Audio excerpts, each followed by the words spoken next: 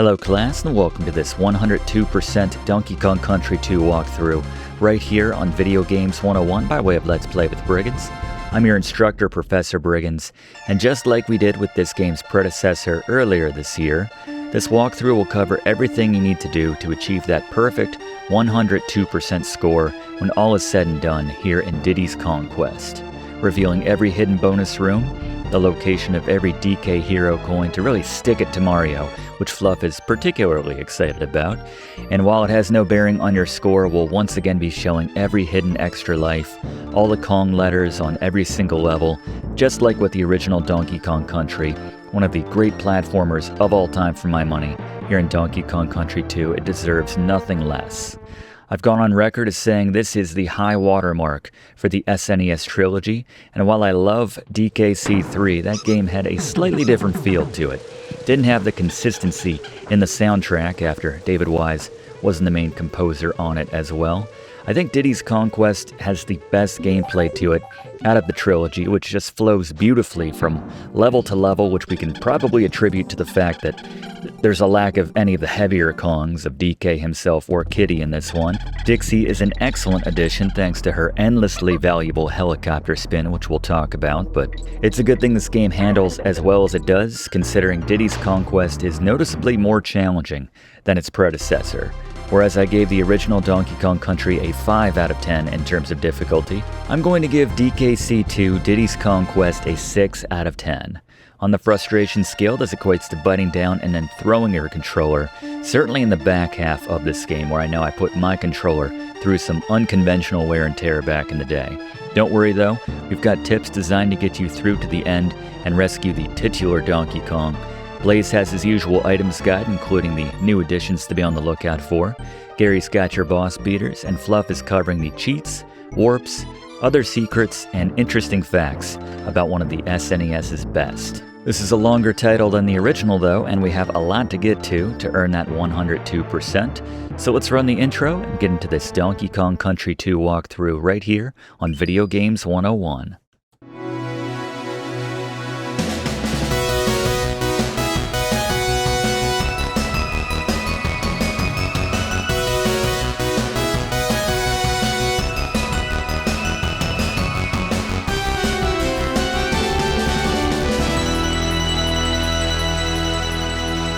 Alright, before we get into the game, let's take a look at the controls for Donkey Kong Country 2. A lot of these are very similar to the first game. You jump with B, swim with B as well. Hold down Y to run. You can pick up your Kong companion with A, that's new to this game. And you can use your animal super move, which we'll talk about as we get into the animal pals. Dismount the animal with X. Y is actually mapped to a whole lot of different things, depending on what situation you're in. Very notably, Dixie's helicopter spin in the air. We'll talk about that. Most useful move of the game. I'm no Blaze, but you know, if we had a graphic, that's where that would go. You can use L and R to spin Squidder's web. Not really necessary. Pause the game with start. Switch your Kong with select. And you can pause and then hit select to exit out of a level if you've already cleared it. Fluff is going to teach us how we can do it without having already cleared that level in a bit. And you can duck with down, drop down a level by holding down and tapping B, and yeah, they still have the roll jump off the edge of a cliff. Just kind of run towards it, run off of it, and tap Y as you're doing it to spin or do a cartwheel off of it, and then you have kind of a small little window to still get a jump in. Very useful, especially with Diddy, since he doesn't have the helicopter spin. But let's finally get into the game here. You can choose between single-player action, where you control both Kongs, co-op, where each player controls one and the other Kong, and then you have contest as well, where you take turns like the old Super Mario Brothers games. Just when someone dies, the other person takes over. Before we begin the first level, Fluff, I understand there's some cheats available when you start a new game. On the game select screen, where you can choose between single-player, two-player co-op, or two-player contest modes, go down the two-player contest, then press down 5 more times. This will unlock the music test mode, where you can hear most of the excellent tracks from this game on demand by pressing left or right. Press down 5 more times to unlock cheat mode. While this is highlighted, to get yourself 50 lives from the start of the game, press Y, A, select, A, down, left, A, down. If done correctly, you'll see the screen flicker and hear the Kong trade-off sound effect. If you want to play the game on what basically equates to expert mode, as it features no DK barrels, press B, A, right, A, left, A, X. Do this one at your own risk, but don't say I didn't warn you. Alright, thank you, Fluff. So as we begin the first level here in Pirate Panic, let's enter the captain's cabin, grab ourselves an extra life. It's worth mentioning that there is a bit of a cheat involving that cabin, which Fluff will talk about in a bit. But we have our first warp here in Donkey Kong Country early on here in Pirate Panic. Fluff? There's a warp barrel early on here on the first level of Pirate Panic if you toss your +1 up just to the left of the row of giant barrels the Klomp is walking on. Aside from netting you some extra bananas in a little portal area, this will deposit you right in front of the end of the level. Thank you, Fluff. Again, we'll bring in Fluff for every warp here in Donkey Kong Country 2, but midway through this first level of Pirate Panic, we have our first bonus stage of the game. It's easy enough to find. Drop down in this gap following the trail of bananas and go to the right to find a hidden launch barrel, which will send you up to our first bonus area. They always tell you which type of mini game it is, bonus game. In this case, we just need to find the token in the allotted amount of time which they give us, 20 seconds. Very easy, as you'd expect for this first one. Just climb the giant kegs up to the top and find yourself the first Kremkoin. We got our first animal pal here in Rambi the Rhino. And as covered in the controls, you can hold A to use his special ability, which is charging. Hold it down long enough right there, aim to the left, and using Rambi, you can plow through that wall right there. And he's here helping us defeat all the enemies, which is the objective in this mini-game. And unless an enemy is directly above Rambi, for the most part, he's going to destroy everything. So he can take out enemies just by running into them right in front of him. He can certainly jump on top of enemies' heads. There's our first DK hero coin of the game. It will get much craftier in terms of hiding those away in subsequent levels, but for right now, we'll take it. That's part of getting the best ending, in a way. But you need to jump on this target at the end of every stage from enough height. And in that case, they just give us the barrel to jump off of, and then you can see the cycling items, whichever one is on the screen when you land on the target, that's the one which you get. With some rare exceptions, it's usually nothing all that valuable, typically a 1-up balloon or a coin which you can redeem for certain services with the Kong family, which Blaze will talk about. Got our first bonus stage here on the second level by going to the right, but there's also a warp early on this stage. Fluff? There's a hidden warp right here at the start of Mainbrace Mayhem underneath the mast. To access it, take a leap of faith off the right, then use Dixie's helicopter spin to work back to the left to find the hidden barrel. This will deposit you just above the exit and right next to the level's DK coin.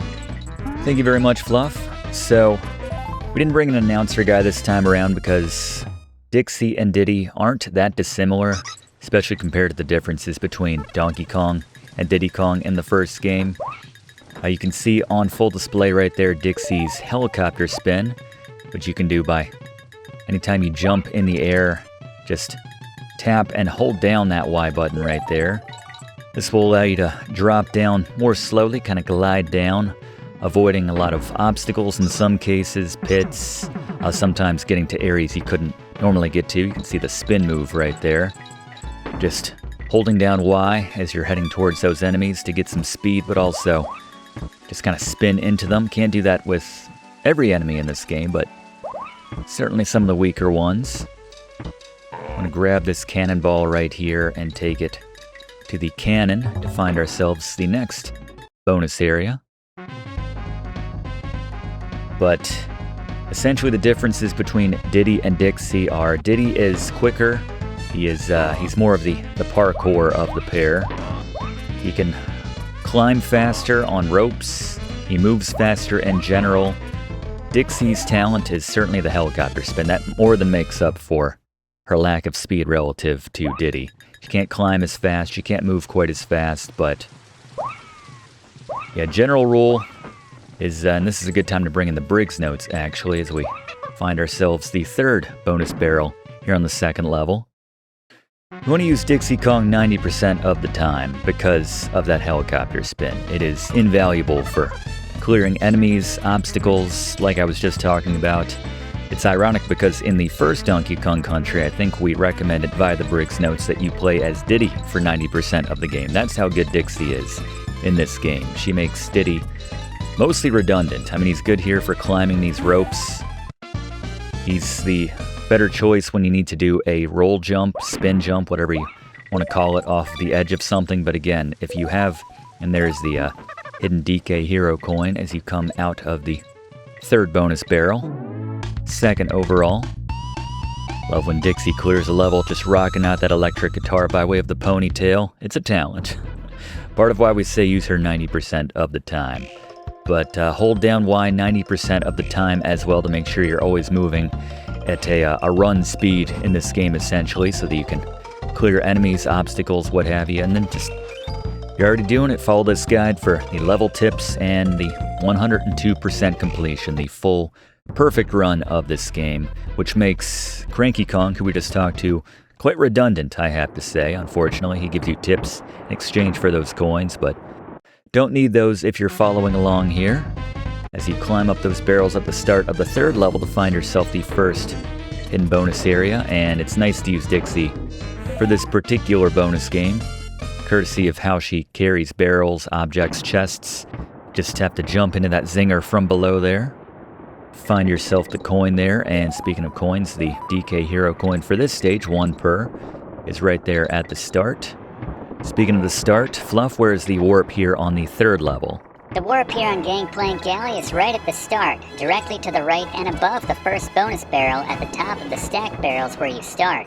This will deposit you right next to the exit. Love it, thank you very much, Fluff. Also love how the background color changes with the sun. We get kind of a sunset as you progress the level here. Little touches like that. Part of why this is one of the greatest titles on the SNES. And we've just got some loot here. Shortly after the end, if you drop down and just stagger your drop speed using that helicopter spin, find yourself that automatic launch barrel. And there's the G hidden away in that chest right there. We've got one final hidden bonus area to find, and much easier right there at the top. Take out that Cruncha using that invincibility. Otherwise, that becomes much more difficult to get to that barrel. Yeah, just, even when you're not trying to, it's just utilitarian, just getting around with Dixie by way of that helicopter spin. Cannot overstate how useful that move is in this game. As the sun drops beneath the waves in the distance, grab yourself some banana coin. Watch Dixie rock out once again. I like Diddy on that boombox as well. And Kong College, let's check in here. This is where we can record our progress. Also get some tips as they relate to gameplay, things about the game. Not so much hidden stuff like Cranky covers, but some of the stuff's free, some of the stuff she charges for. Let's go ahead and record our progress. So the first one's free. 2 coins after the next one, but we're 8% the way through at this point. You can see some of the stuff she charges for. Nothing you need to be too concerned about. We got you covered. Moving on now to Lockjaw's Locker, the first water stage of this game. Hold to the right to find bit of loot there at the start, but Fluff, how about the warp? The warp on Lockjaw's Locker can be found shortly after you drop down at the start. There's a small opening between the crates above the first clump you encounter. To access it, you need the water to rise first, so go to the right until it does, then swim into that opening to find the hidden warp barrel, which will take you right to the end. Thank you, Fluff. This is no aquatic ambience, but certainly much more cinematic, more dramatic. Nice piece of music, and I'd say, on balance, this game boasts the better soundtrack. Haven't gotten into any of my favorites just yet, but there's a lot of them. So we got Unguard hidden down there. Then ride him straight up, and then use your hold down A move to charge at that crate, and find ourselves the first hidden bonus area of Lockjaw's Locker. The objective here is to find the hidden token, and normally following the bananas is a good strategy. Usually leads you to hidden loot. Good stuff. In this case, we want to avoid the bananas, follow the paths where they are not to find ourselves that hidden token at the end. These water levels are generally pretty linear compared to some of the others, but a lot of false walls, I'd say. Probably the prevailing detail about them when it comes to finding secrets. So come up here and hold down A and release it to get across there before the water recedes. Get yourself an extra life when you redeem your On Guard, your animal pal at that sign. Got the N letter up there. And then drop down and go to the right here to find yourself a fresh On Guard. He'll automatically spear any enemies which come right in front of him, for what it's worth. But drop down through those false walls there to find yourself some coins and bananas. We'll need to use that charge move one more time in a moment to find ourselves the DK Hero coin for this stage, but while we got a second, just follow along and let's bring in Blaze to cover the items of Donkey Kong Country 2. It's Blaze's best here in Item Sky. We have a few familiar items from the first Donkey Kong Country and a few new entries here in DKC2 Diddy's Conquest. First, a few you'll recognize, including bananas. Collect 100 of these to earn an extra life. Bunches of bananas are still worth 10 bananas apiece. Collect all 4 Kong letters in a level to earn an extra life once again as well. Speaking of extra lives, the life balloons once again come in red, green, and blue, which are worth 1, 2, and 3 extra lives respectively. There's a host of new barrels this go around. We have the basic barrels, which can be rolled or tossed and break on impact with most anything. We got the DK barrels once again, which contain your +1 if you're missing them. The checkpoint barrels still allow you to continue at the midway point of the stage. TNT barrels are a bit fewer and farther between, but still explode on impact. And we have the exclamation point barrels, which will grant you a decent span of invincibility. There are a few barrels which are rare and level specific, like launching barrels which are Diddy or Dixie specific. The professor will cover these as we get to them. There's also cannonballs which serve as reusable weapons, but more importantly are necessary to load into the cannon that take you to a bonus area in certain stages.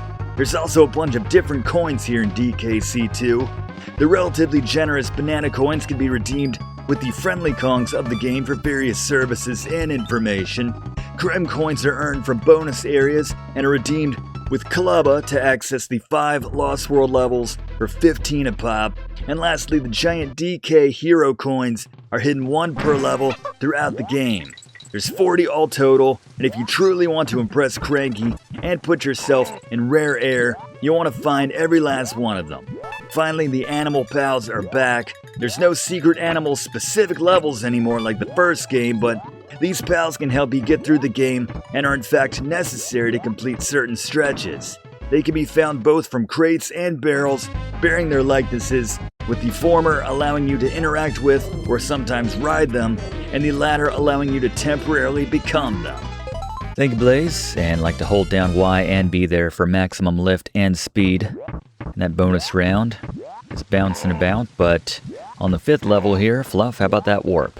The warp for Topsail Trouble is directly underneath you at the start, so use Dixie's helicopter spin or use a roll with a shallow jump off the edge of the lower sail as you go to the right to be deposited to the end of the level with just 1 singer to beat. Thank you, Fluff. Like to dismount here from Radley, grab that chest and destroy it on the Cruncha. Get ourselves that 1-up and then hold down the A button to use his super jump. New to this title, Radley, very useful animal pal. Getting the most height out of all the animal pals outside of, say, probably Squawk's the parrot for obvious reasons.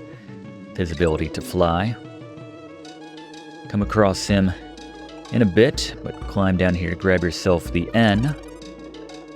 And generally when dealing with ropes, Diddy is your guy, but just can't get enough of that helicopter spin. That was not the best toss. Note the differences in how the 2 Kongs toss stuff. Again, Dixie picks things up over her head, tosses them a bit more slowly, but do have DK barrel right here, so not that big of a deal. Got one of the earlier hidden hooks right there. Rare loves to use those in this game, but that's how we find ourselves the next hidden bonus stage. We will go Diddy here for climbing just a bit faster than his girlfriend. And the DK Hero coin can be found by jumping off to the right here. This helicopter spin to the right, and climb up back on the track, and then go to the right this time. And that's the final one for the world of Gangplank Galleon, so just the boss to face at this point. And there's some loot to the right here, and if you're quick enough, a lot of times these 1-up barrels, or 3-up in that case, will float up and disappear if you don't get to them quickly enough. And we go back so we can get the elevation here to find ourselves the G. That helicopter spin is nice for timing those drops as well in a lot of cases when elevation isn't so much of an issue. But on to the first spot. Oh, we got Funky on the way here, by the way. It allows us to travel between the worlds of the Greater Crocodile Island. Gangplank Galleon being the first of such worlds. Sometimes it's free, probably if you hadn't bought anything else in your run so far. But I think we gave Cranky some cash or something, but yeah, sometimes the first one's free. Which sounds like something else, but anyway, time for the first boss here in Donkey Kong Country 2. Let's go to our resident boss expert, Gary. It's Scary Gary's Boss Beaters. As you'd expect, the first boss here in Donkey Kong Country 2 was very easy. In the first phase, Krow will pick up an egg from the nest and drop it. Wait for it to stop moving or jump on it to freeze it on the ground, then grab it. I like using Dixie for this, as she holds the eggs above her, making it easy to safely jump into the boss from below as he passes over to get your hit in. Repeat this one more time to get into the second phase, where Krow will smack the nest, causing eggs to drop out quickly. Dodge the first couple until a slow egg drops down, which you can actually grab. Once again, grab them with Dixie if possible. Dixie, excuse me, for a slightly safer opportunity to once again simply jump into the boss, and then do this twice to take him down, and you're moving on. Thank you, Gary, and note the couple hidden banana coins there in the nest if you like. This should do it. There we go. And I like beating him with Diddy in particular, because with the boombox it looks like, despite his injuries, he's kind of bopping his head along there. But we move on now to Crocodile Cauldron, the lava section of this game, and Hothead Hop. Fluff, how about the warp in Hothead Hop? The warp for Hothead Hop is above the ledge to the left at the start. Toss your +1 up there to pull yourself up, and toss them straight up to get sent to the end of the level. Thank you, Fluff. Simple as. And here in the first stage in Crocodile Cauldron, we have the first of my favorite tracks here in Donkey Kong Country 2. This is Hothead Bop for Hothead Hop, appropriately named. Mind the crocs down here. These will allow you to kind of springboard off of them. Some of them recede into the lava though, so keep that in mind. I'm gonna get ourselves that cannonball and take it with us to the right here. Be careful when you're dropping in on an enemy while you're holding a cannonball, as that will cause you to drop it. So if you're coming in with speed left to right, that can cause you to kind of throw the cannonball off the edge into the lava without meaning to. So it's something to be aware of. Here we gotta collect all the stars without dropping into the lava and doing it in the time allotted. If you do happen to fail, you can just go right back in, grab yourself the cannonball again, and do it over. But we got our first squitter here. Tap that A button to send out one of these webs, which can create a platform when you tap it again. Y is for the defensive move of hitting enemies, and we can guide the shots as well by holding up or down. Probably the best ally of the game. Not that I give out such awards, but you gotta be careful launching these webs when you're not quite at the edge of a platform. You can only have 2 out at a time as a general rule, so then we can follow these bananas up here to find the next bonus barrel. But yeah, generally speaking, the one you fired the longest to go is the one which will recede, and each one does have kind of a clock on it. We can use the webs to get up here. They give you plenty of time, even if you're new to the mechanic.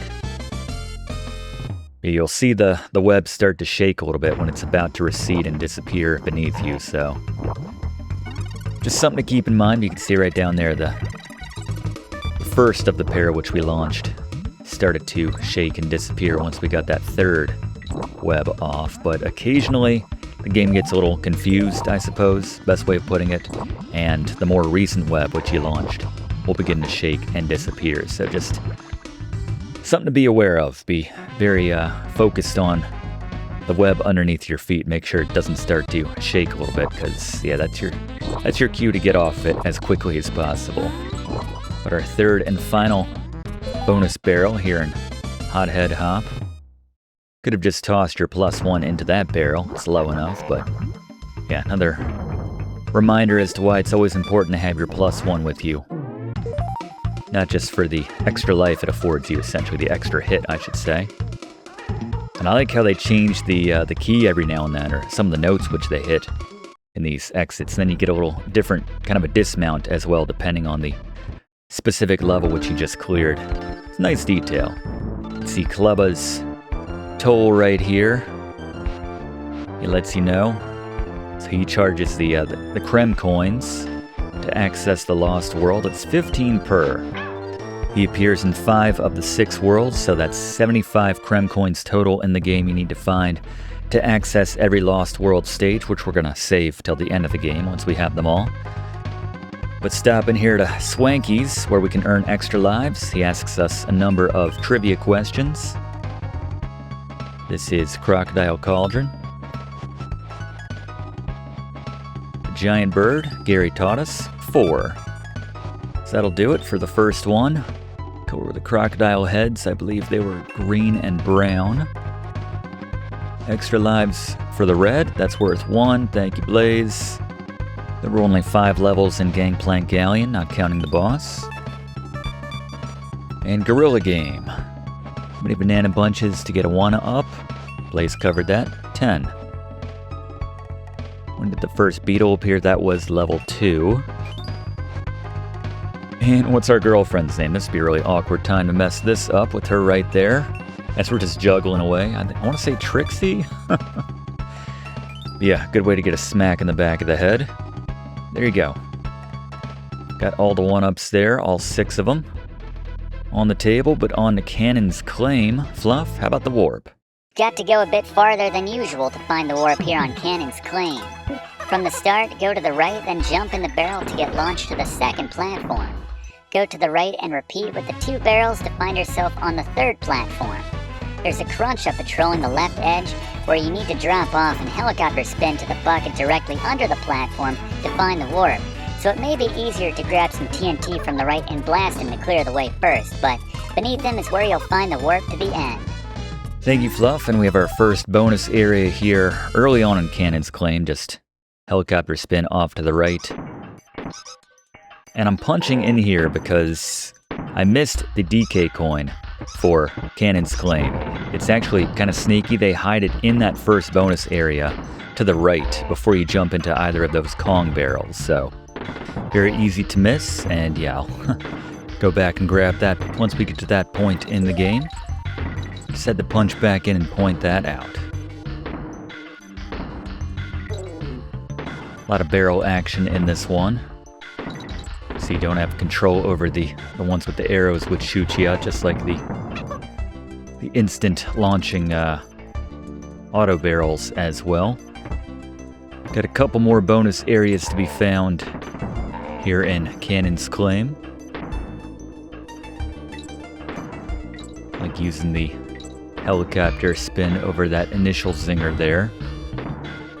And the timing is such right there, you can see that you don't even have to take your time and line anything up. But speaking of the helicopter spin, grab yourself that banana coin. A little extra lift. Then it's just easy to toss your +1 into that barrel right there. And just working our way to the top. And a little aggressive there with my trajectory. We'll get there. Be a lot more costly if we missed one right about here at the midway point. There we are. Guess if you really want those 4 bananas, then you could backtrack a bit right there, but Plenty of bananas to go around regardless. Just timing that one up a little bit. Yeah, depending on the target, you can just carry a barrel with your ponytail as Dixie. Also, the only way she can carry them in this game, but you can still make contact with them in certain cases. And you can see we got some more of these Kong-specific barrels. The his and hers. And then the enemy, which is literally called Kannon, which is firing out barrels here. You can hop over on those as intended using Diddy, or you could just use Dixie's helicopter spin to get yourself over there. One of about 1,000 times in this Donkey Kong Country 2 walkthrough, in which I'll point that out, use that phrase. You could do it this more challenging way, or you could just use Dixie's helicopter spin. That works very well as well. But that was the third and final bonus barrel, and there's our final letter in Kong for Kannon's claim. You can bounce off of the little necky right there to get yourself the extra lift which you need, the mini necky.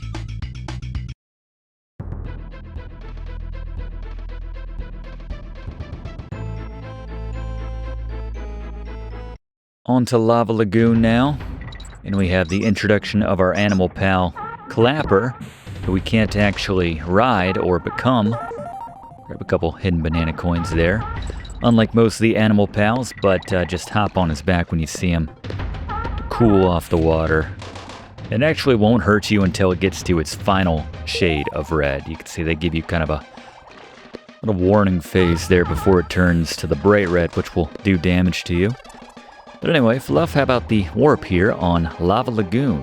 Here on Lava Lagoon, you need to advance a bit to the right until you come to the first clamp on. The hidden warp is directly above the right edge of the crates he's on, and you can reach it either by tossing your Kong companion up there, or you can wait until the water is higher when you can jump high enough from the surface to reach it. Though I obviously recommend jumping on Clapper the seal if you go that route to cool the water first. Thank you, Fluff. Note the tucked away invincibility barrel. Strictly speaking, not necessary for anything, but affords you the opportunity to spend a bit more time in the water. With the next on guard right there, so tap Clapper to buy yourself some more time, hop back on guard, and ride all the way up here through the crates. Use your charged A move to find yourself the N, one of two Ns. That's the kind of hidden N. If you went the normal route, you'd find one along the path as well, but grab that barrel right there, and then destroy that crate. Find yourself the hidden bonus area here for Lava Lagoon, where it's just about smashing through all these puffed ups. The occasional, I think they're called Flot Sams actually. Just make sure you line up those shots there. But that's the route, linear as it is.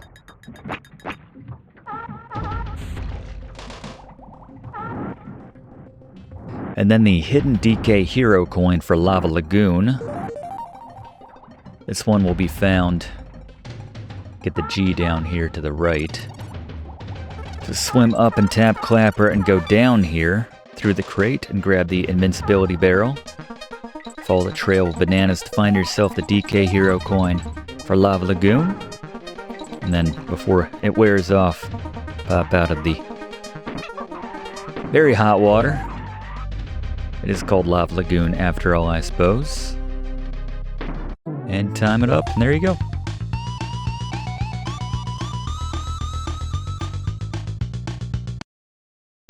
Nice riff. Nice little lick right there. Another Kong College. Is this one free? There you go. Get our save point in.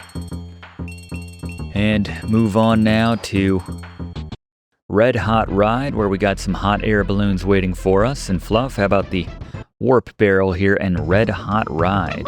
The warp for Red Hot Ride requires riding the second hot air balloon you come across to the very next air geyser. Ride it to the top, then toss your +1 up to find the warp above the screen. Thank you, Fluff. Mind the crunches there. So you just ride that up to the top, that little spout of air. Then toss your +1 up. Got ourselves a Rambi here in Red Hot Ride early on. Gotta be careful when you're picking up a barrel at the edge of, I mean, certainly this level, but really any level in this game, because sometimes that can kind of affect your mechanics. You're ready to make the jump, but you're still kind of picking up the barrel, so the jump doesn't take, and you can easily fall off the side. So just something to be aware of. Thankfully, there doesn't seem to be a max capacity on these balloons in terms of weight. I feel like Rambi might tip the scales a little bit. We will need to maintain our Rambi, though, for the first bonus area here on Red Hot Ride. Just a bit farther to the right, and Rambi certainly plays a beneficial role when you've got a Cruncha laying claim to one of these hot air balloons, I have to say. Rambi can make short work of him no matter where you hit him. Like the backwards motion right here. Alright, so the bonus area is just through this wall right here. So do a little charge, hold down that A button. There we go. This is your standard destroy them all minigame, which is very simple. Thanks to Rambi. Just charge right through them or hop on top of them. There we go. 19 in.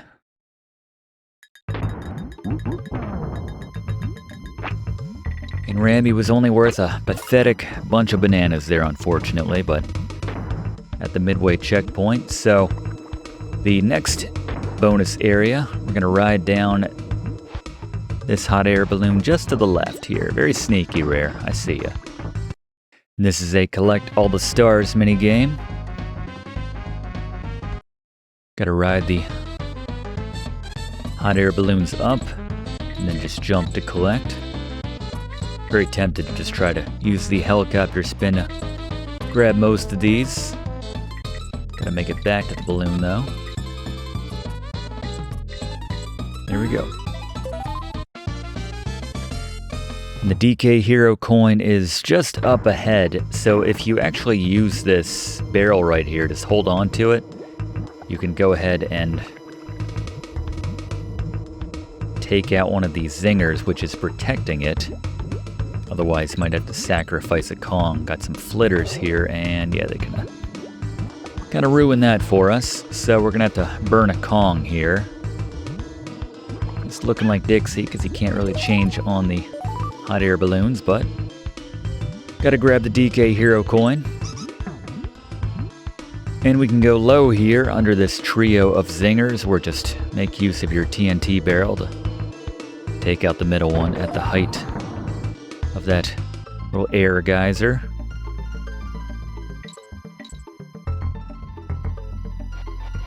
That is impressive, I have to say, by the way. The juggling in so many different contexts, but certainly when you're riding a hot air balloon over a pool of lava. Just, I'm almost concerned at Diddy Kong's seeming lack of attention span. Hey, about to break into it again right there. Such a good piece of music though right here. This is where it gets fantastic. Just let it breathe.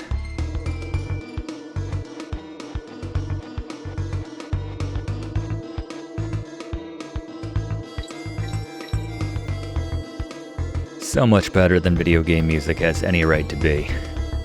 It's just silly. We can kind of thread the needle here between these last two zingers. As if you just keep going right with your momentum, the geysers will push you up into that zinger, so find the dead spot right there. Here he goes again. And that top balloon is meant for dropping down on this, but you can see right there you still have just enough lift. You can tell from that basically you just need to be slightly above ground level when you make that jump. Doesn't have to be by much. Moving on now, though, to the unfortunately named Squawk's Shaft. Again, this is the company which made Conker's Bad Fur Day, so no surprises there. But Fluff, how about the warp in this one? The warp on Squawk's Shaft requires Dixie's helicopter spin. Jump and use it such that you get maximum distance to the right without landing on the platform above you, and you'll find an auto-fire barrel which will launch you into the warp barrel farther right. Sounds good. Thank you very much, Fluff. And we've got the barrels which allow you to target the direction you want to launch from before you tap that jump button to get out. Want to do the kind of 45-degree angle there. Transition between those to find the first bonus area here in Squawk's Shaft. And just got to find the tokens, so just like to make use of Dixie's overhead grab there. There you go.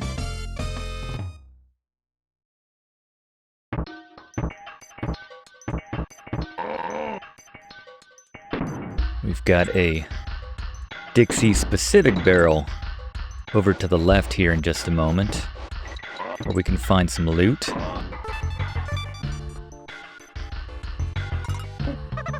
Let's just have Diddy toss her up in there, and then nice little square loop there.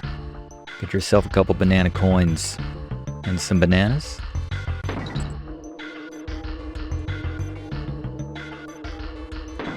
A lot of times they set you up for that to work immediately. The first launch chance you get is your opening, but not always.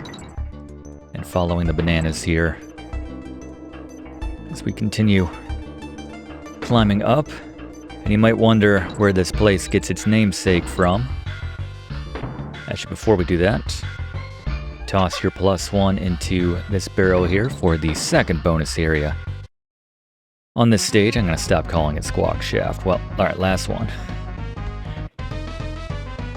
Patience here on this one. They generally give you more than enough time to make your way to the top, assuming you don't make any mistakes, so hence the patience. Just take your time. Make sure your aim is true before you fire. Here we go. Got about 1.5 Lost World levels worth of those Krem coins by this point. But yes, getting back to the namesake of this particular stage, it's our old pal Squawk, and you can tap Y to fire out seeds or nuts or eggs, whatever they're meant to be. And if you hold up while you tap B to flap the wings, you can fly up a bit faster and farther than you normally would without pressing up. So before you go any higher up, take out the crook on the right, or both of them, then go to the right here to find a hidden area. Otherwise it's just a straight vertical shaft right there. But grab yourself the DK coin on the right, grab yourself a couple banana coins hidden on the left, and the final bonus stage on this level. Just taking out all the enemies, just keep firing. ABF is the acronym for this bonus stage. And just the arc of some of those shots will generally land on wherever you're trying to get them. On the zingers, and we can grab the banana coins one more time for what it's worth. Can't redeem the DK coin again. But now we can head back to the left here and start scaling up once again for this final stretch.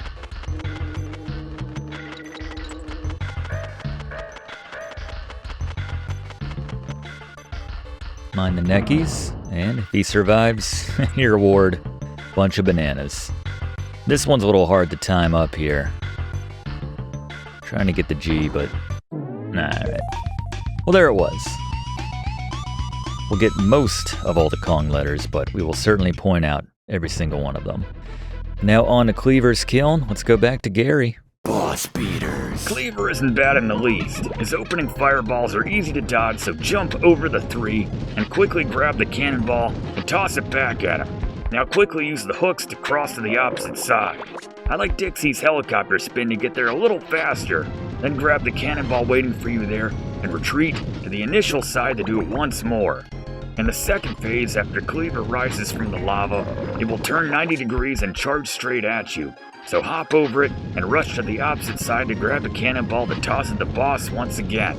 Should your cannonball hit the flames, it'll disappear, but another will quickly drop down for you.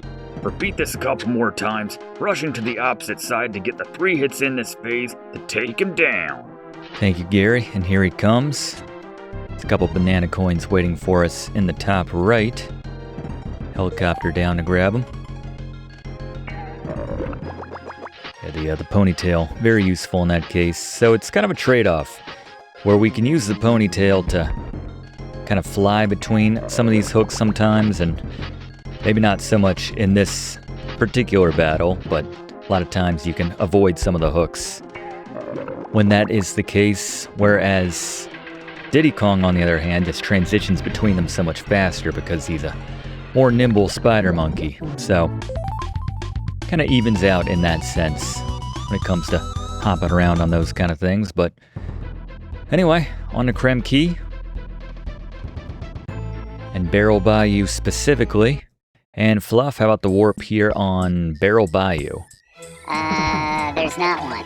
What do you mean there's not one? Every level's had one up to this point. Yeah, well, only the first 2 worlds feature warps here in Donkey Kong Country 2, so yeah, I don't know if it was just to make the first part of the game even easier, or the Stamper Brothers shut down whoever's ambitious plan it was to include a warp in every stage, but from here on out, there are no warps. Well, alright, thanks, Fluff. Do a little roll jump there to grab yourself the O. Not as much of that necessary in this Donkey Kong Country versus the original, I have to say. I feel like we were doing a lot of those jumps in the original DKC. Not quite as necessary in this one, by virtue of, I guess, Dixie's skill set in some cases, but we got the time barrels here in Barrel Bayou.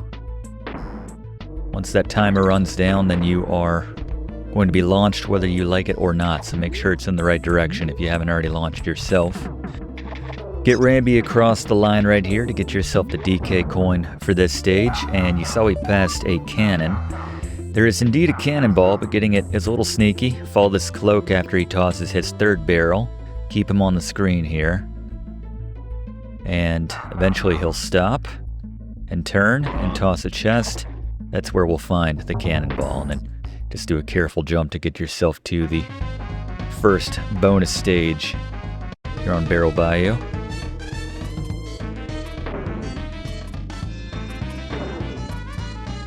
Still like Dixie for doing the vertical tosses right there straight up. Just make sure you don't do a full jump necessarily. Don't want to accidentally jump into an enemy there. And you can kind of see it. It's a little obfuscated behind that cloak, but there it is, the N.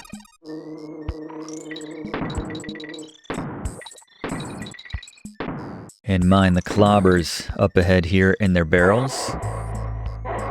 Different color coding means different things, and there is a lily pad you can stand on there to get yourself a banana coin. Yeah, after he tosses his final zinger, or his single zinger, that cloak will take off. Yeah, the yellow clobbers will separate you from one of your bunches of bananas. You can grab it back, but you can hop off one of those barrels or just toss your +1 in there if you've got them.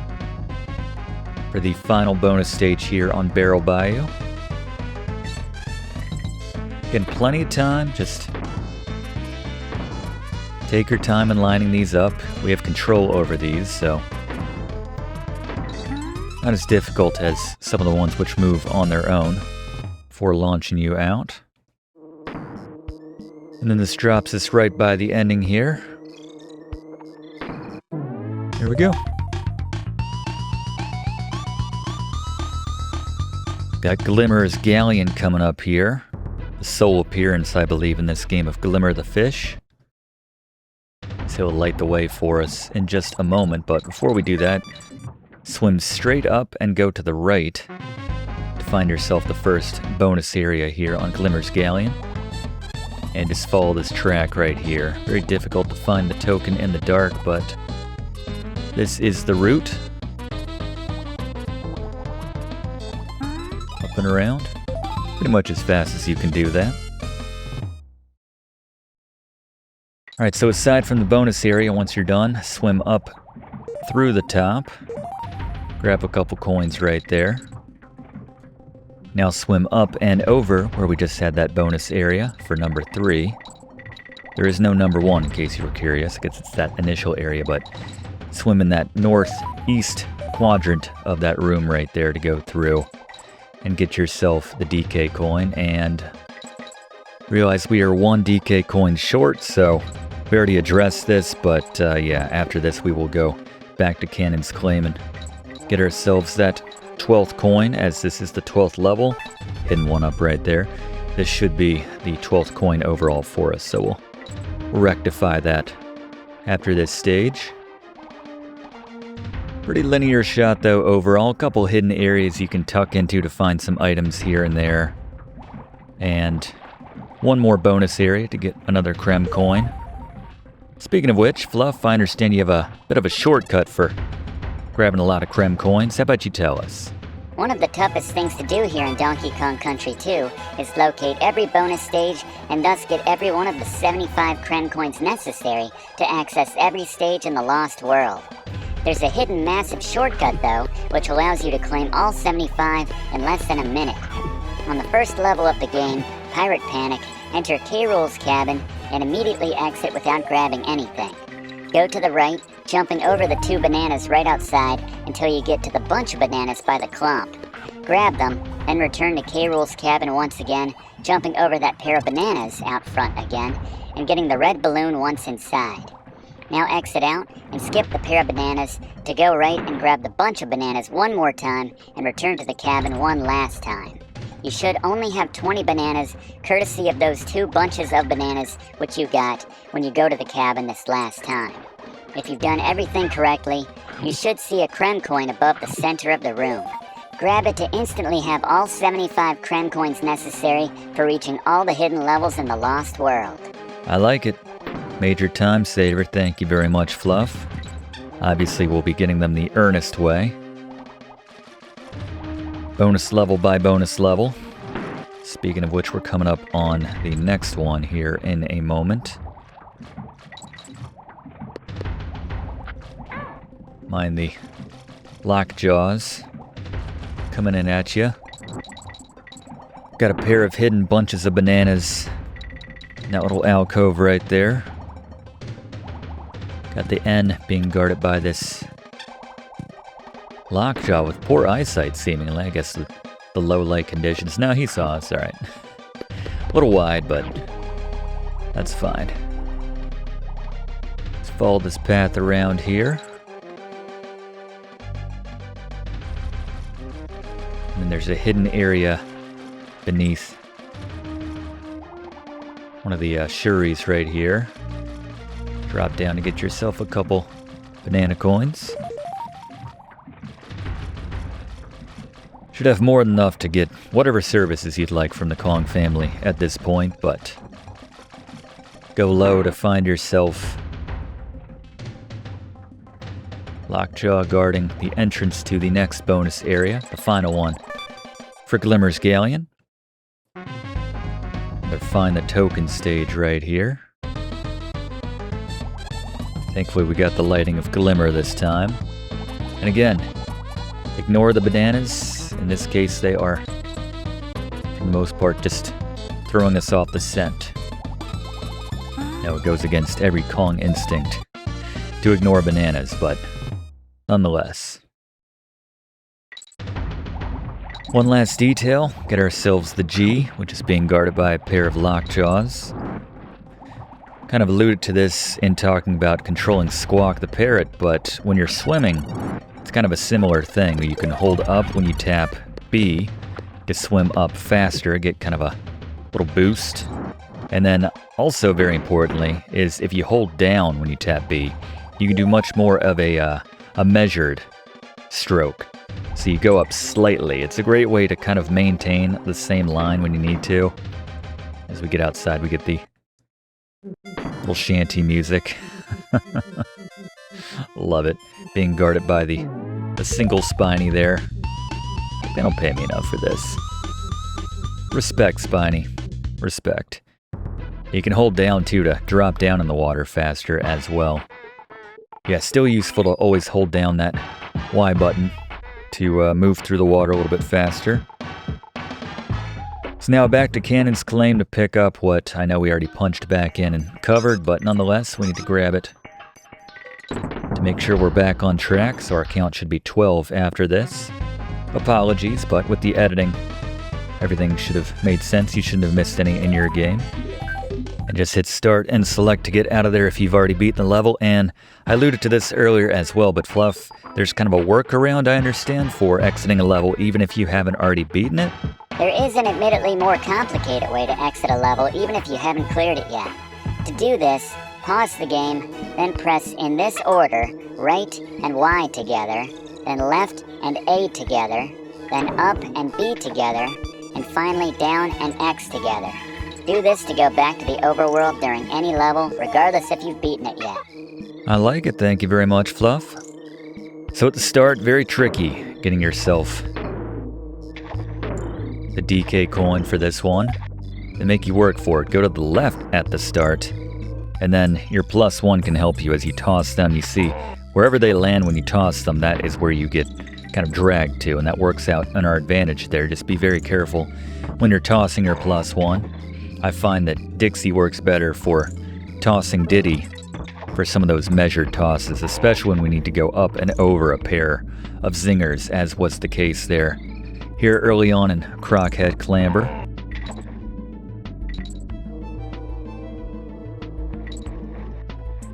And this is just one of those parts of the game which is so much more difficult if you don't have Dixie.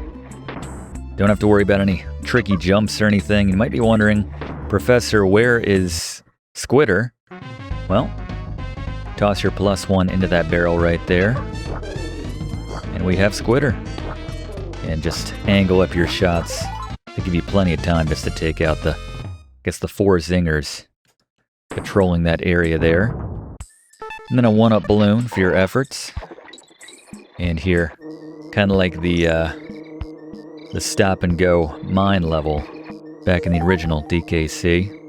Gotta hit these to bring up the Crocs so that you can continue on. But again, just fly through most of it with Dixie. Do yourself a favor. It is temporary though, so we need to move with a little bit of pace here before they submerge back beneath the swampy water. That was the one and only bonus level here on Krockhead Klamber for what it's worth. So while we're finishing this one, we admittedly had to book a flight with Funky Kong to cover my mistake earlier, but Fluff, I understand there is a way around that, so we don't have to use Funky to get between the different worlds here in this game if we don't want to. Funky's not going to appreciate my telling you this, but you can exit any specific area of the map to go back to the top level that is the Crocodile Island map. To do this, hold L and select, and while holding them together, press right, left, up, down, right, left, up, and down.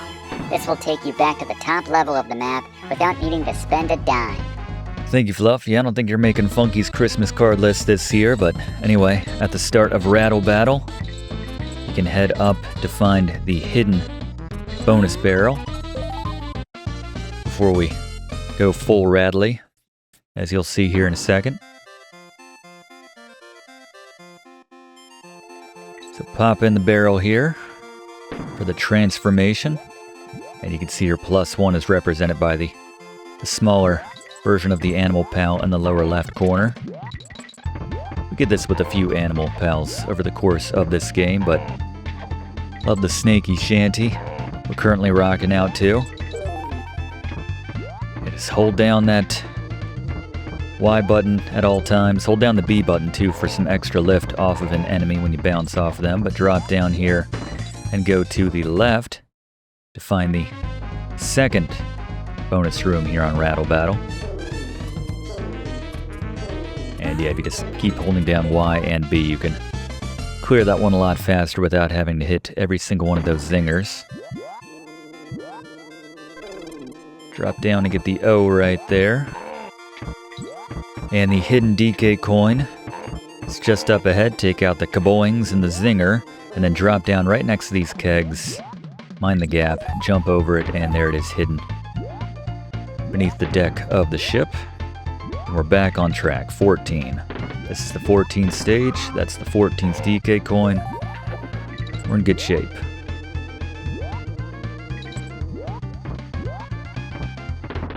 Carrying on here.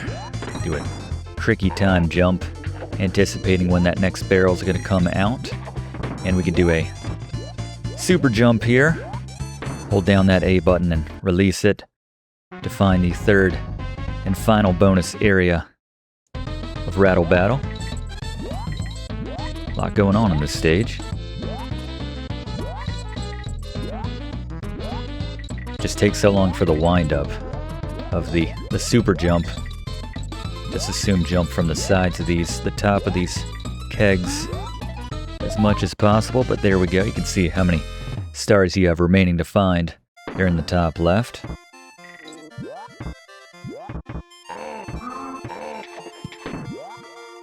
That sound, it's like old-timey car horn when Rattly takes a hit there.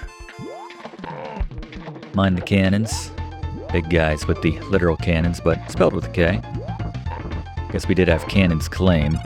There's at least one of those guys there. Another tricky time jump here. Then just hold down Y and B as you're launching off of that barrel to make sure you can clear that.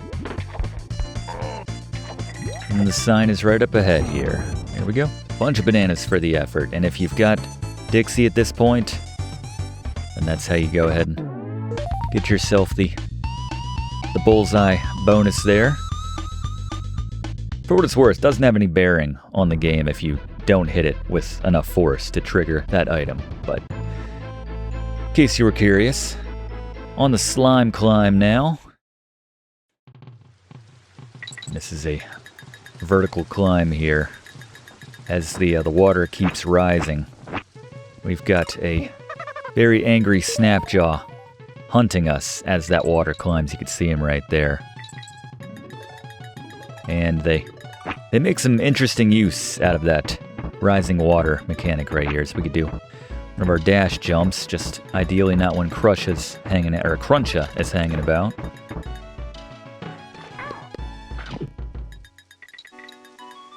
Water's not waiting for us. This is a great piece of music too. Jib Jig. I think we've heard it before, but yeah, it's hard not to move around at least a little bit when you hear this one. Sometimes it'll just pop into my head and just puts a smile on my face. So let's grab Diddy. Safety first. Always play more confidently when you got that +1. That extra Kong in your pocket. So we actually already passed a bonus barrel, but the way to get to it, or the intended way, a little sneaky because there is a invincibility barrel hidden behind that, behind that cannon there. So hit that and then follow the trail bananas down here. And before that wears off, get yourself into that bonus barrel. Probably could have done Dixie's helicopter spin off of the rope where we picked up Diddy from his DK barrel, but yeah, I don't know with the water rising. I think by that point, Snapjaw probably would have been there waiting for us. So, might as well just do it the intended way.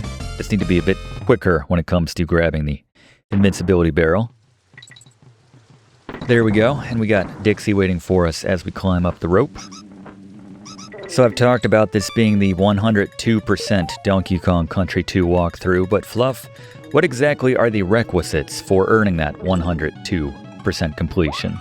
To attain the perfect score which you mentioned earlier is indeed 102% here in Donkey Kong Country 2.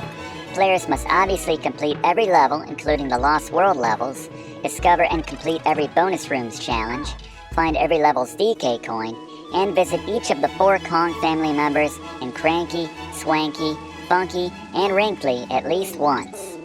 Alright, thank you, Fluff. Well, we've ticked that box. We've seen all the members of the family by now. Still have a lot of levels to go, but nice to know that that's been taken care of, but that's what goes into it. So grab the cannonball here. So we have a cannon waiting for us right here for the final bonus room of this level in Slime Climb.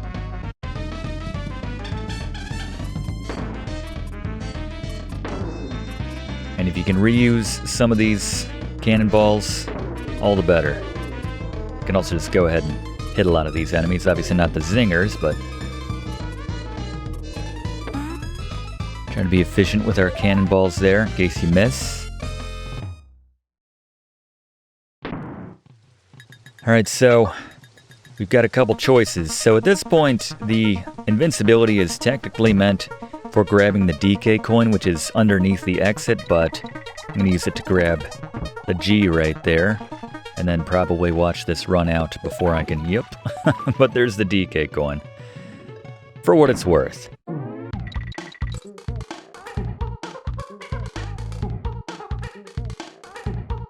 Been a while since we've seen Diddy have his moment, so it's nice, even though he's only contributing about 10% by design. Another Swanky's bonus bonanza, though. Let's go through these questions now. Again, always the same. Each one, he jumps very high. The anglerfish, that was Glimmer's Galleon, I pointed that out. Muscle-bound croc guards, that would be Clubba. We'll have business with him later. Swampy Swag, we start the game with 5 lives. To team up, to grab your +1, that's A. Covered that in the controls. Rhino Buddy, that is Rambi. Dr. Rambus. Primate Prize, this part is called Kremkoin. Our parrot's name is Squawk, I think I called him Squawk before. Airplanes in Concollet, that is 2. There you go. So knowledgeable, he felt the urge to show off, show his disdain for the relative lack of challenge to the questions, and just started juggling. And now, without being hyperbolic, arguably the greatest piece of music in the history of video games, Stickerbush Symphony by Mr. David Wise.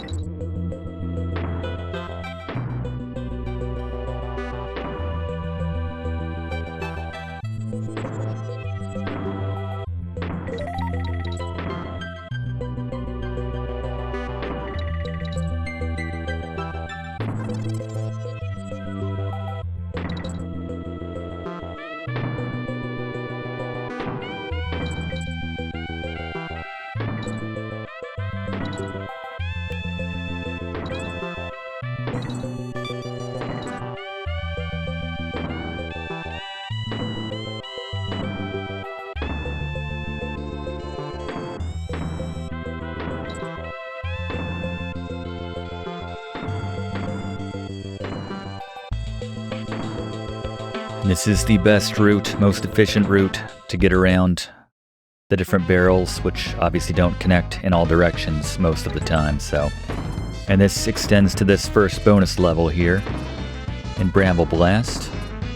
Have to go down to the right, in my experience, and then work your way back up and around to ultimately reach our goal, which is to the right.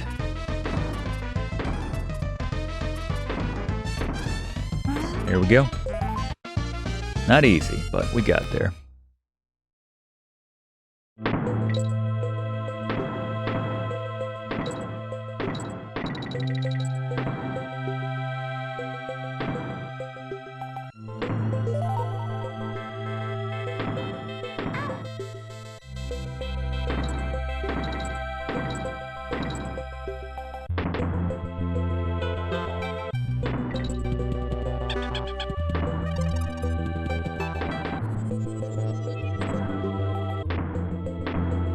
If you're quick enough here and don't panic, you can grab yourself the 1-up before it slowly floats away.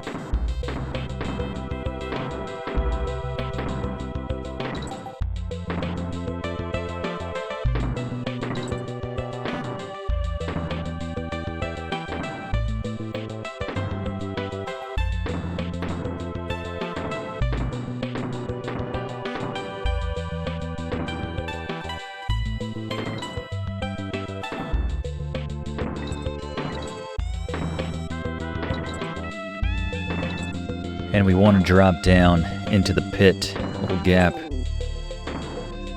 right there. Drop back to the left, go up here to find yourself a hidden Squawks and a extra DK barrel. And go up and to the left, find yourself the DK coin for Bramble Blast. Now work your way to the right, and we'll find the final hidden bonus barrel here on this stage as well.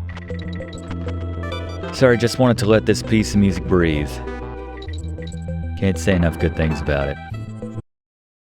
Greatest piece of music and one of the greatest soundtracks, SNES or otherwise, I have ever heard.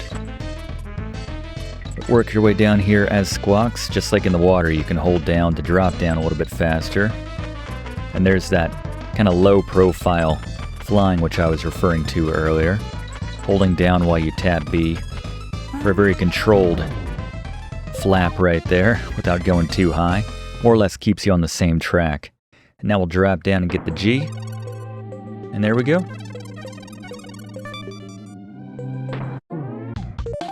Good run. Good run. Alright, moving on now to the boss of Krem Key. If you want to say Crab Key, that was the location of the first James Bond film, Dr. No. Very different thing, but Kudgel's contest, Gary. Boss beaters. Kudgel looks a lot more intimidating than he actually is. At the start, rush from one side of the screen to the other to avoid Kudgel when he comes down.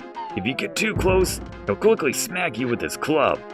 After the third appearance, he'll trigger a barrel, so grab it, then be ready to toss it at him when he appears. Do this twice more to get into the second phase when he'll touch down and do some slow jumps, gliding down. When he touches down, make sure you're in the air as it'll stun you for a couple seconds, which can invite a smack with his club again if he gets too close to you. Eventually, he'll spawn another barrel, so grab it and toss it at him like before. Keep your distance in the second phase and ultimately get 3 exploding barrels in on him to take him down. Thank you, Gary. Yeah, don't want to get hit by Kudgel's Kudgel.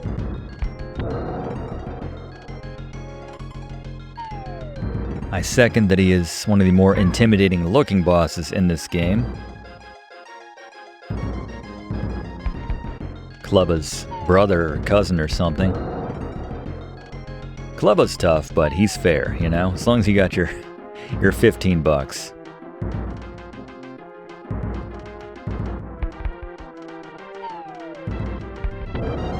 One more.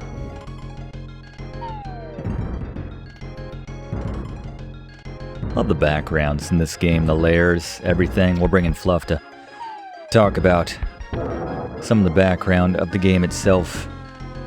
Different context background in that case, but here we go. Another Kremkoin for the effort. We are moving on now to Crazy Kremland, and I referenced this on the whiteboard in today's class. I thought this was so cool when I was a kid. I don't know, something about when they build amusement parks, these kind of places in video games like the Gold Saucer in Final Fantasy VII, just thought it was so cool. And love the lights, the sounds, the soundtrack. Not sure why we start out in a giant beehive here in Hornet Hole. It's a cool level design, I'll give them that. But not one, but 2 bonus levels right off the bat here in Hornet Hole. So don't miss them. Just stick to the honey as you scale up from the start.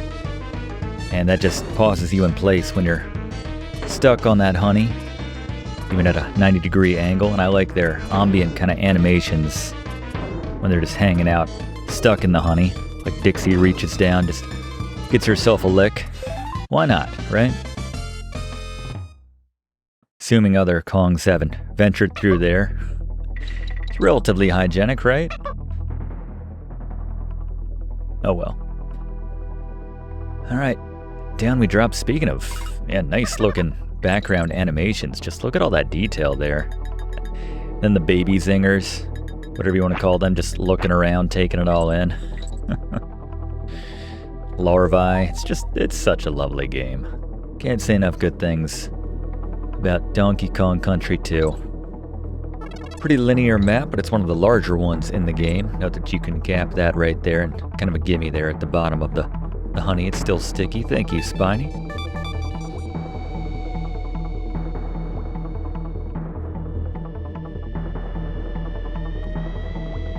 And there is a hidden squitter. If you see the hook right there, and then scale up the honey wall, grab yourself squitter. He very gratifyingly doesn't stick to the honey. Able to walk right through it, but a lot of zingers in a close proximity here. And if you've got just one of the Kongs, you can climb up the honey there to get the O and the DK barrel, but again, doesn't stick to the honey, so even on the walls. Making the most of these. Covering a lot of real estate here, but keep going up to find yourself some loot. You'll see the screen doesn't like it if you get too high up, even if there's a lot of ceiling there to work with. Good piece of music here as well on the Hornet Hole. Very cinematic, very dramatic, covers a lot of ground. Bringing Fluff to talk a bit about the music a little bit later, as well as some more general facts about the game. When we've got a moment. As we come down here to the right, clear out the zinger, which is kind of blocking off that drop down. Then go to the left to find yourself the DK coin for Hornet Hole. Number 17 overall. And there's a barrel to get out a little more quickly.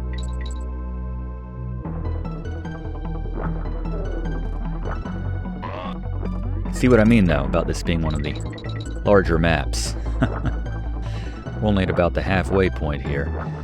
So if you've got Squitter, you can go off to the right here. The bananas form a little line to give you a clue. Something of note up here. We can find ourselves the third bonus area here in Hornet Hole. Third and final. It's actually not too much more of the level after this. We're pretty close. We need Squitter to get up to the top of this long column. Squitter's shaft. Again, still doesn't sound right, even if you swap out the animal pal's name. And we can climb up right here. There's some hooks to make this process a little easier as well. You can see right there. If you don't have Squitter. See, now it got a little confused as to which web we were working with here. I think the fact that we scrolled one off, even though it was one of the latter ones, that's why it chose to take away our more recent one. And then we have a no Squitter sign here at the end, which is good for a 1-up. Doing pretty well in that category, by the way. Knocking on the door of the max at 99. There's one more for us. And now we get to enter Crazy Kremland in earnest here. I want to go to school, Wrinkly. Go on some rides, even if they're incredibly dangerous, as we alluded to in the whiteboard, on the whiteboard. Such a good piece of music here. The disco-inspired, I think literally called Disco Train. Very appropriate for our current setting here. So in this one we can leave the cart just to collect things or hit those green checkmark boxes to open the doors. In that case, gotta land on top of the flitter, then use that height to hit it.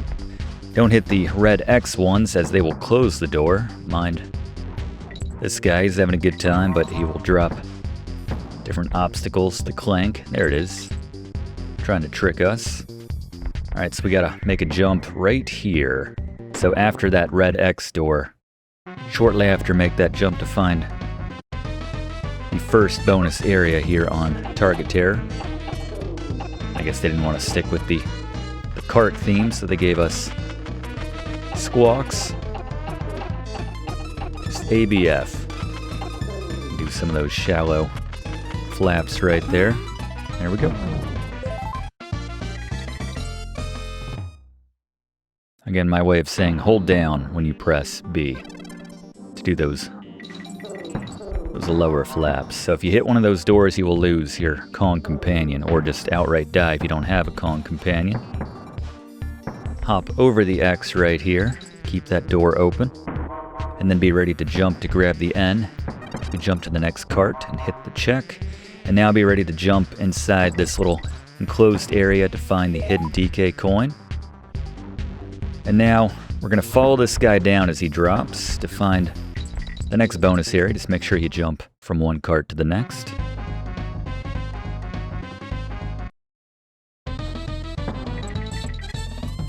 This is just transitioning from one cart to the next. Don't worry about the timer, that can be a little distracting, but just by virtue of the speed of these carts as it is, you can't really lose that one unless you drop down. I think this is the only way to get the G, actually, though, is by hitting that hidden bonus area. Now we're back on the main track, and just a couple flitters. Thread the needle between those two. That was a gimme right there.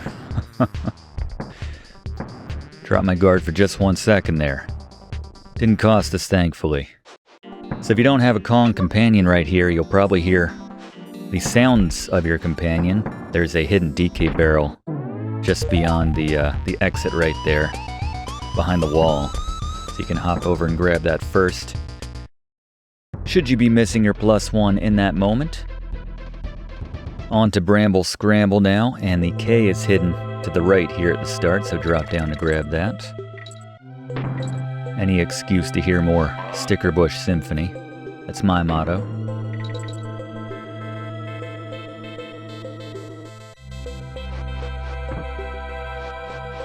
And to find the first hidden bonus area, toss your +1 into the invincibility barrel.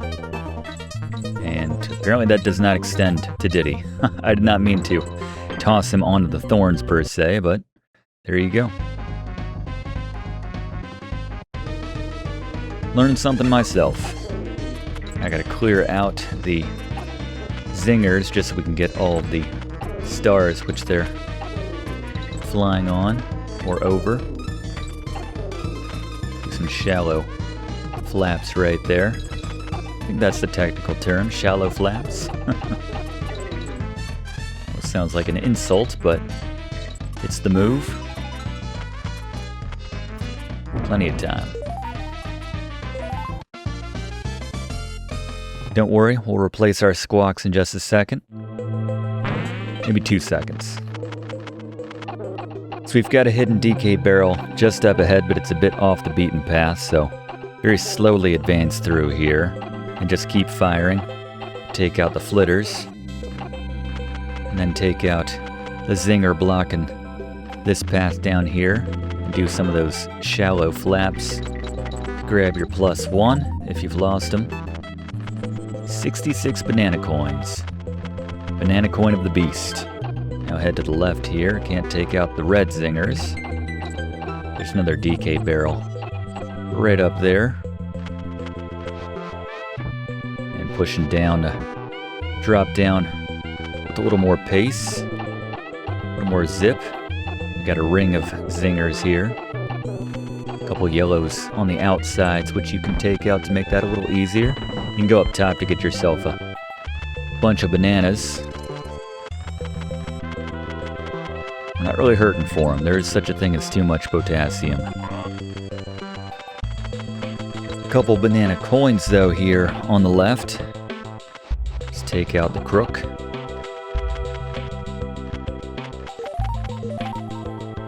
So we're going to lose our squawks right here. And a bit of a rarity here. There's a hidden wall. Or a false wall, better said, through the right. We're going to use Diddy's. Alright, we're not going to... It doesn't go both ways. Having a bad gauge of what we can do with Diddy here in this stage, apparently. What he can take. Climb up this way.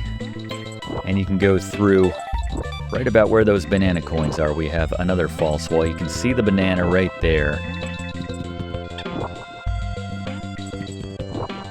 Contemplating going up and grabbing the DK barrel, but I think we got this. And there's your DK coin. And thankfully they took away the farther one that time. That was a bit of a gimme.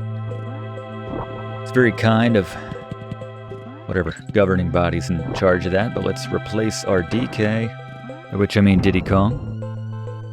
And then taking this barrel right here actually helps us avoid a nice chunk of the stage. I mean, we had our own work cut out for us to go that way, but we avoided some stuff nonetheless. Bit of a shortcut ultimately. So we get Squawks back and have a minefield of red zingers up ahead. The N is in the top right, but mind the crook.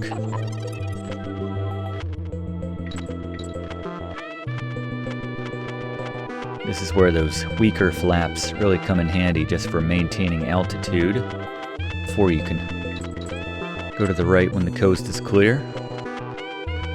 And a ring of red zingers here.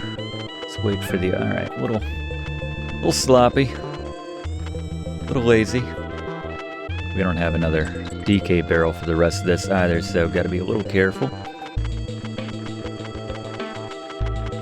It's rush hour. The Zinger Expressway here. Just keep firing, find your opening. Oof. Probably the oh god, back to back. Probably the closest we've come to dying right there. And this is a one-way road right here. Got to go to the left. There are 4 zingers, which are circling. Just good management of up and down there. A few cloaks, and you can start to see why we're saying this game a bit more difficult than its predecessor.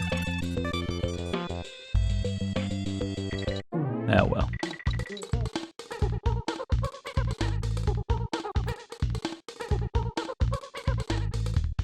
Thankfully, there's a DK barrel right at the start of the next one, Rickety Race. Which is useful because Dixie will be useful for getting up to the bonus area here. I like to swap them out, so we'll toss up Diddy a couple levels and then helicopter spin across the gap to the first and only bonus area here on Rickety Race.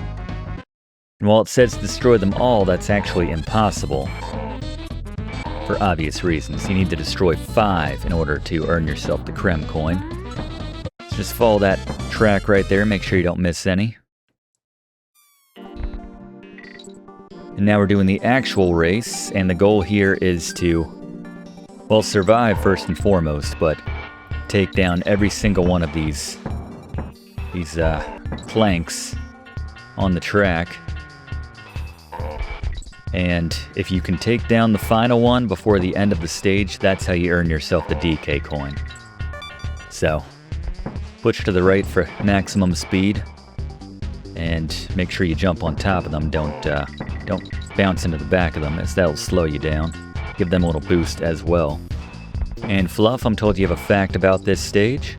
Once you jump onto your cart here at the start of Rickety Race, hold left as the light counts down. Once the race starts, you'll start to go backwards until you hit a green plus sign barrel, which will speed boost you to the right. Start holding right at that point, and you'll have enough speed to knock off your first 4 rivals simply by ramming into them from behind without needing to jump on them like normal. Just mind the gaps in the tracks while you're flying early on. Thank you, Fluff. And just the one last plank to beat. It's gonna be close. Gonna make up some time here. There we go. There's the DK coin. Just in time. That is most linear stage probably in the game, though. No hidden secrets or anything. During the race, at least, so you just focus on the task at hand. A couple hidden hooks right there to get the height which you need. And on we go.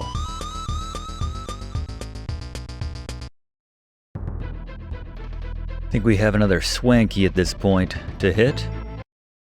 Do some more trivia here. Brinkley's winner. Name of this area, this would be Crazy Kremland.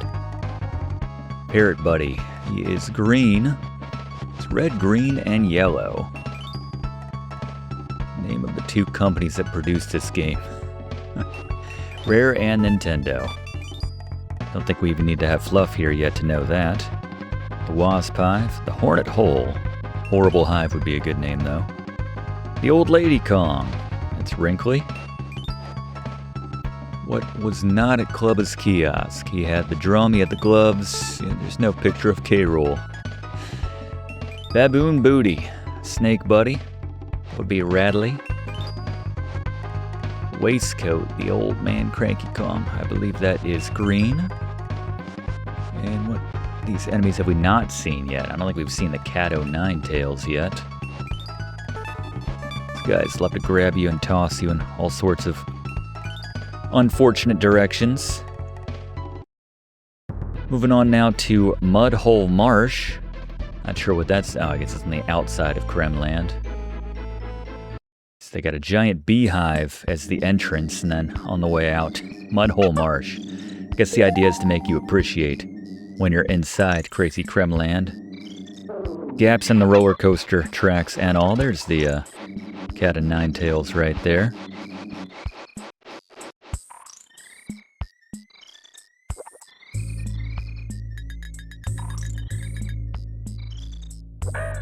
The DK coin for Mudhole Marsh is at the very end. It's part of the cycling items you can get from hitting the target at just the right time, so be careful with that, but follow along as we go to our Cat of 1 Tail, our resident fact finder Fluff, for some Fluff facts about Donkey Kong Country 2. Fluff?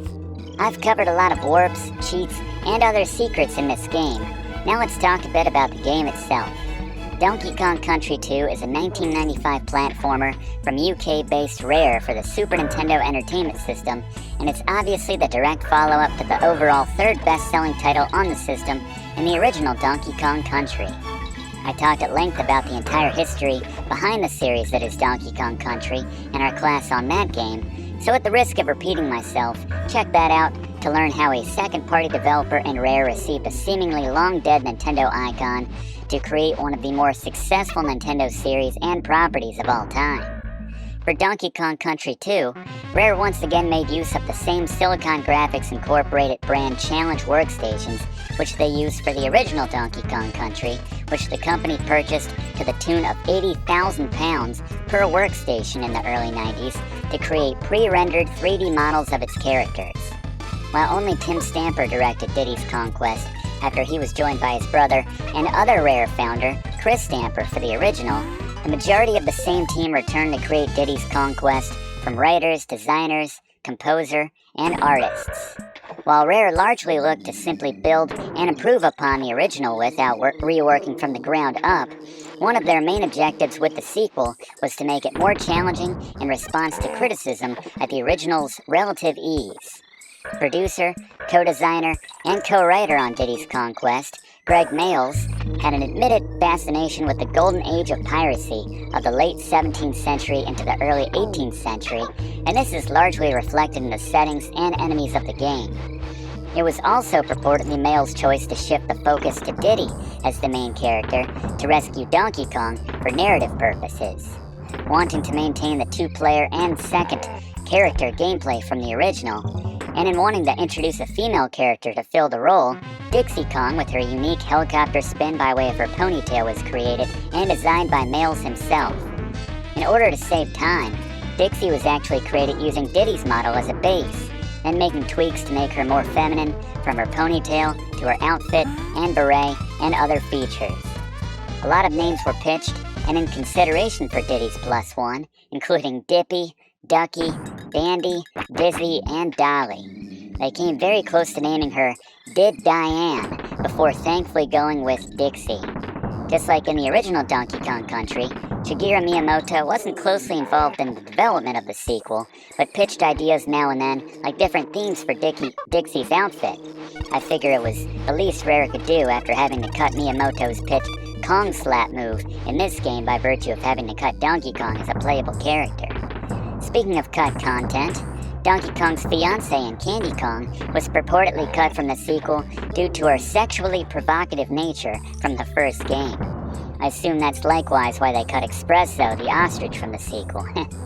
But speaking of animal pals, reportedly the reasoning for the barrels which the Kongs can jump into to become said animal pals was done to avoid sprite issues.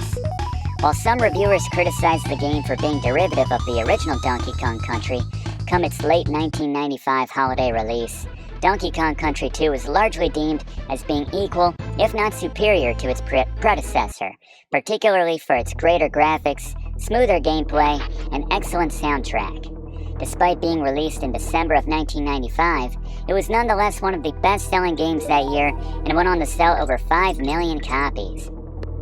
While that's still a few million less than the original Donkey Kong Country, that is still good enough to earn its spot as the 6th best-selling title for the SNES.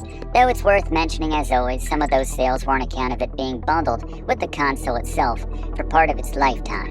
Based on its success, Rare subsequently got to work on one final title to complete the SNES Donkey Kong Country trilogy in 1996's Donkey Kong Country 3, Dixie Kong's Double Trouble. Thank you, Fluff. Another good game which I hope to do a class on at some point. Nice still of the, those guys called the clampons. Some of the names in this game. Mind the hooks there on the left as you can kind of scale the wall. It's a little tricky.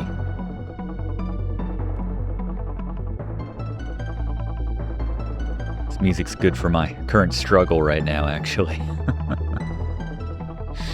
Just keep hitting my head on that low ceiling. There we go. And then at the top, just walk right into the bonus room. Find the token. And this is just scale the wall here as quickly as possible. I could do that all day, just scaling walls of honey. I enjoy that mechanic. So go up and around, and the O is dangling right there. Do a roll jump off the ledge to grab that. And before you head into that door, find those hidden hooks and go up and over to get yourself the DK coin, because as you see, as we go back over and then go inside the door, the opening, you'll be turned into Rambi up here.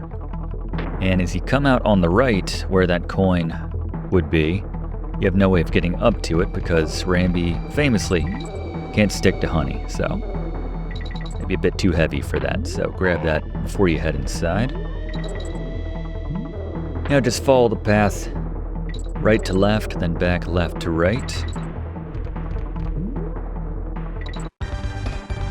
And now we got Giant Zinger, King Zing, chasing after us. And this is sneaky here at the end, so just keep following this path, going up and over. And the game encourages you in this dramatic moment to just keep going to the right. What we want to do is hold A right before that barrel and plow through the wall. And that's how we find the final bonus room. But yeah, it's easy to miss because, you know, you got the adrenaline pumping, worried about King Zing coming up on you, and then you just completely miss the hidden bonus area there. There we go. And now when we come out, do we still have the music playing? We're good at that point. All right, there you go. And then there's the G waiting for you. You can time it up here with no control over this barrel, admittedly. There we go.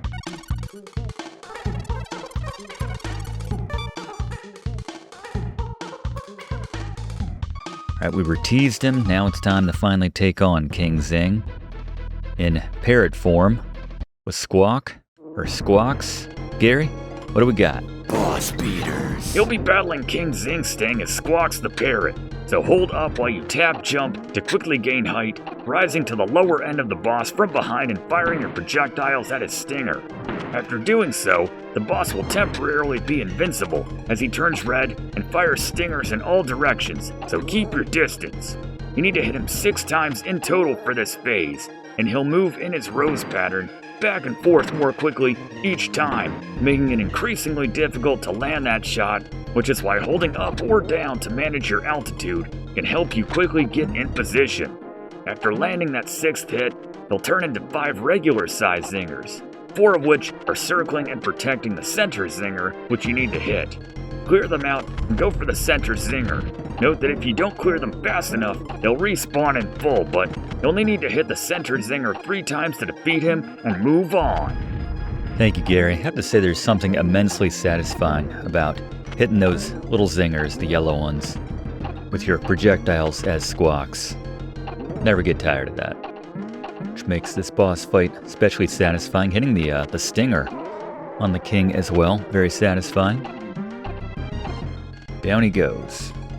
That's the little ones in the background watch on and maybe rock out with us. Even the larvae right there. They're all getting into it. It's a great beat. But now moving on to Gloomy Gulch and another excellent piece of music here in Ghostly Grove.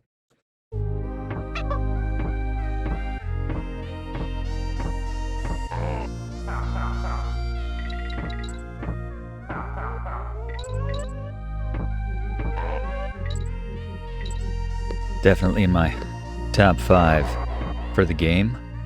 Gonna be careful on these time-sensitive ghost ropes when they start to flicker.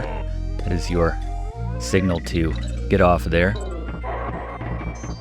Sound like a broken record by now, but Dixie is extremely useful in the case of these ropes, even though she doesn't climb as quickly as Diddy when you're transitioning between a few ropes left to right. And spin off this left side here as Dixie with the helicopter spin to find DK coin number 23.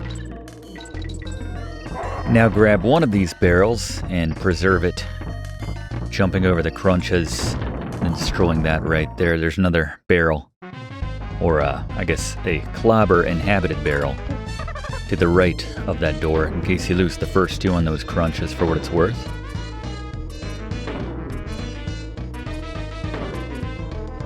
Kind of position yourself in the middle of the room and toss up those chests here for our 50th Kremkoin overall. 2/3 the way there. Like that kind of awkward. Well, I didn't bring anything else to toss at you, so guess I'll just fly away at this point. And the N is inside the chest, so use it on the kaboom or the clobber. Now one of the tougher bonus areas to get into if you're just using Diddy. It's just easier to jump, time your jump such that you can get in just as that ghost rope appears, quickly climb to the top, and then helicopter spin to the right. To get into this one, you can see how easy the helicopter spin makes that stretch as well. Just copy and paste myself at this point, saying, yep, and the helicopter spin makes this part easier. So much safer. Mind the kabooms though, they can take out one of your Kongs, and they will come back after a couple seconds if you don't destroy the barrel outright. And note the circle of bananas, they are concealing the G. And that should be it for secrets here. Sometimes it's hard getting off of the rope. You'll find just getting that jump off. There we go. Another satisfying platforming stage, one of many in this game, but now something completely different in the Haunted Hall. This is all about time. Got a couple bunches of bananas on the left there at the start, like the Haunted Library in the background. Nice detail for this stage. We're going to have Cackle stalking us through select sections of this stage, so grab the green plus barrels and avoid the red minus barrels to keep time on the clock so you won't attack your Kongs. After you go through this first door to lose him, jump right here and then quickly jump again to take the high route here.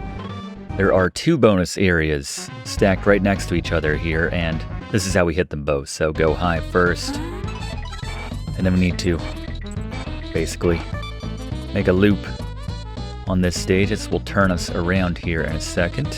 There we go. It's a little mind-bendy going backwards here, but there you go. So as we go backwards, push forward here as you drop off to find yourself in the second of the bonus areas, or, whichever order you want to consider them in. And obviously we can't get every single star, or you probably can, but you don't need to get every single star. There are more than enough to get you through the required amount. Right there, as you can see, we had a whole extra bank we could have pulled from at the end. Anyway, with that behind us, we can now focus on dealing with Cackle. Caught up to us once again. I guess, strictly speaking, it's a different Cackle. The last one had a blue headband. This one's wearing a green headband. Maybe he just went for a little wardrobe change right there. Kind of like Diddy and Dixie when you do the compete mode and the second player takes over. Gotta say, I like the blue and the purple for Diddy and Dixie respectively. Nice change of pace after going through 40-some levels or whatever it's been so far with the red template. So you can afford to hit maybe about one of the minus barrels. We should just make it out of here. There we go. And do a slightly early jump to take the lower track here and find the final bonus area of the Haunted Hall. This one's just all about speed, once again, and how you can deal with it. It's not too bad. Gonna dust off those old reflexes. Don't worry about the timer, once again, it's just there to distract you. In my mind, at least. And now the final stretch. We've had blue, green, yellow, and now the final Cackle in red. The red headband.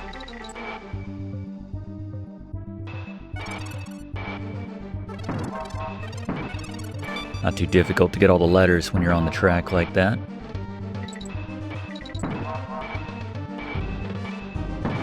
Oof. Hit that minus, but just as we were hitting the door. And do not miss the DK coin before you take off, just hidden right underneath. And they still give you the barrel up so you can get the height which you need if you don't have your +1 to get back up there. On now to Gusty Glade, which is arguably the most difficult stage which we've come across yet. It's got that wind mechanic to push you hard left and right without warning sometimes. At the start, if you want to find Radley, go to the left over the initial hill there with your +1. There is a DK barrel a bit to the right, in case you didn't have a +1 coming into this one. I probably recommend against using Radley, honestly, because he makes some of these jumps harder than they need to be. See, get massive, massive jumps, especially with Radley. And we're going to disembark just for a second. Grab ourselves the K, courtesy of the Cutlass. Appropriately spelled with a K. Incorrectly, but appropriately. Oof. That was some Super Mario Bros. 2 physics right there. That was a tense moment. Used to get away with that with Luigi on some of those 5 world stages. Hooking onto the side of a platform. Speaking of which, this is one of the toughest jumps in the game. The wind changes just as you get to the edge, so that's about how you do it. Otherwise, just go for the hook. Use Dixie's helicopter spin to get blown into that hook. But this is just... it's just wacky. Flying by the seat of our rattlesnake tail, I don't know. And our reward for making it that far with them, 3 extra lives. Not bad, but you can lose more lives just trying to make that jump. Carrying on. Find the N right there. And you find the cannonball, which we'll need to carry with us over some zingers.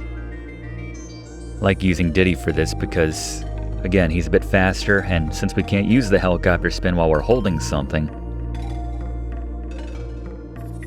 there you go. My heart just jumped into my throat when I tried that jump. But deposit the cannonball in the cannon for the next bonus area. Let's finding all the stars.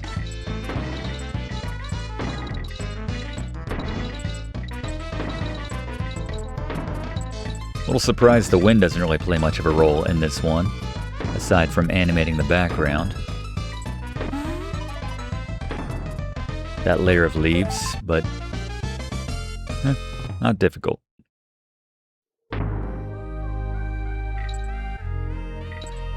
And the DK coin in this one is easy to miss, and you only have one shot at it. So you need to make sure after you go through this section of barrels right here, wait for the wind obviously. So land on this platform here and then helicopter spin to drop safely onto the DK coin to collect it. Make use of the wind with your kind of roll jump there. Gotta push back against it here, but yeah, if you don't use the jump there, that coin becomes very difficult to get. That's alright. This might be the first one we haven't bullseyed. Not sure, haven't been keeping track, but again, doesn't matter. In case you were curious. I think I mentioned that earlier, which means I probably did miss one, but that's fine. Alright, anyway, here, if you don't have Dixie, try to grab that barrel and then get back to that platform because we want to helicopter spin slowly down and then cut to the left to get ourselves the DK coin early on here in Parrot, Chute, Panic. We won't find Squawks, but we'll find Quawks. He's missing the S, which means he doesn't have the projectiles which Squawks has, and he's not as well conditioned either. You can see him laboring there at the end, but grab this box and carefully drop down without hitting the enemies to find what seems like, I guess, a rare symbol spelled out with bananas. Kinda, sorta. But more importantly, just sort of an alternate area, albeit one without a Kremkoin at the end. Not a bonus area per se. Another rare example of a level, no pun intended, where you have two instances of a letter. We had two Ks, one if you went left and one if you went that kind of sort of secret route, which we did. But here, just vary up the up and down buttons to make sure you can vary your speed as necessary. Down is more for when you get impatient, but hold up and push to the left here to just make this hidden bonus area on the left. Going over that zinger. And this is one of the few, maybe the only example I can think of in this game where you forfeit your opportunity to get a letter by going the bonus route, in this stage's case. So we're not going to be able to get the O in Kong. It's just above us, and the exit doesn't allow us to fly up as Squawks. So, for what it's worth, we are pointing out the locations of all the letters. If you skipped that bonus area, you would have found that O once you drop down that next section, just naturally. So, just wanted to point that out. And as is typically the case, going the slightly more dangerous route with these zingers offers up better rewards. Now at the midway point.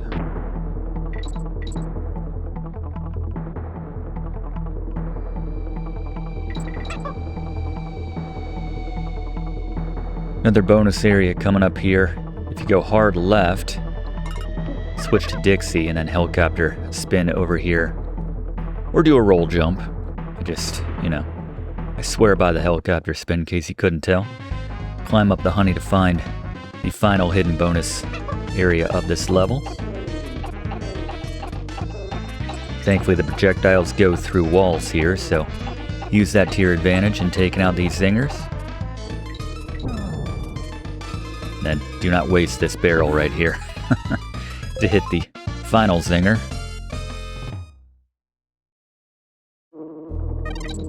Here's the N right when you come out.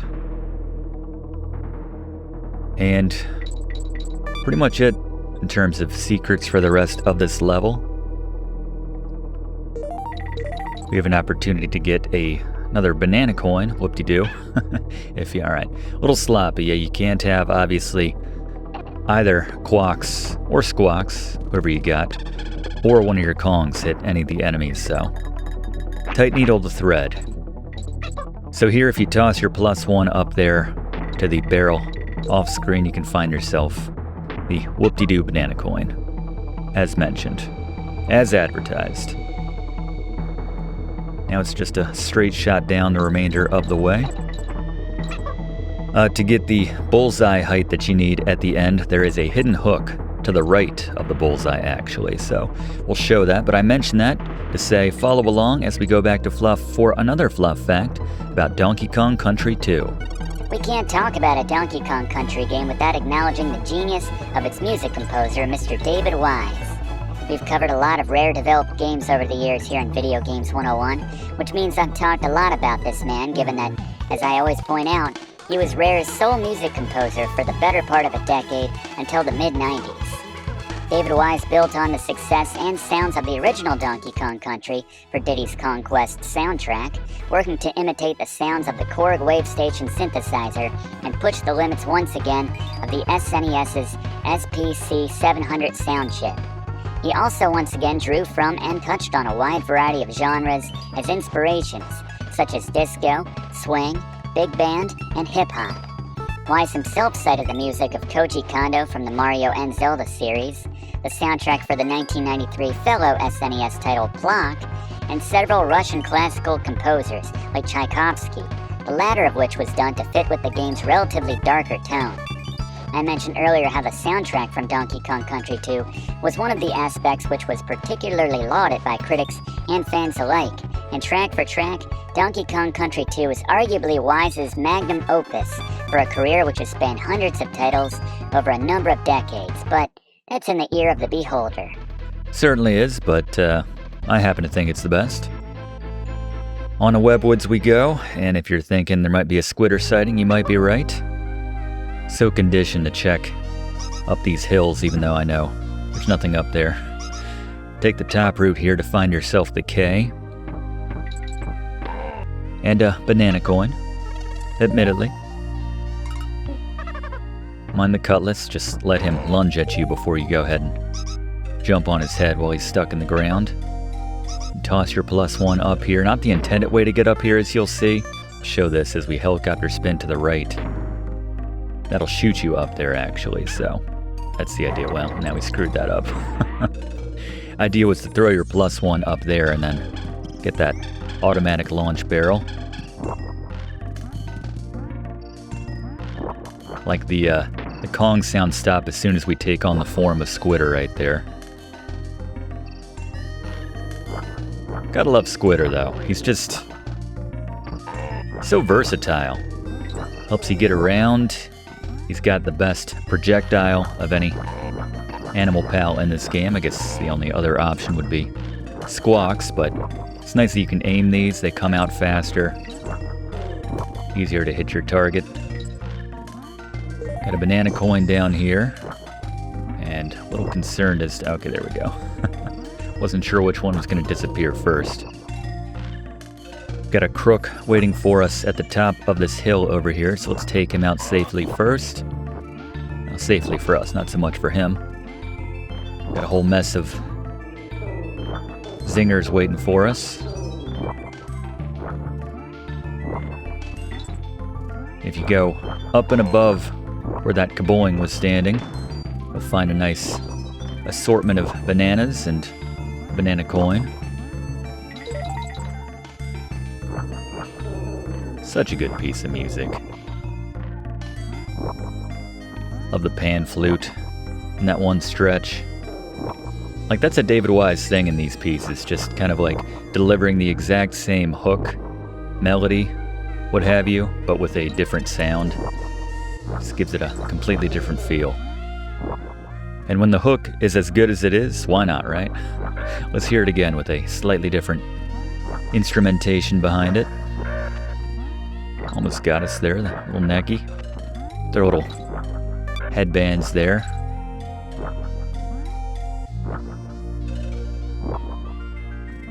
One of the longer stages, or longer feeling stages, courtesy of how slowly these little platforms come out and how careful you need to be. Going one by one. As always, just clear out the cannons before you move forward. Got the end down there. Knew that was coming. I thought I saw something out of the corner of my eye.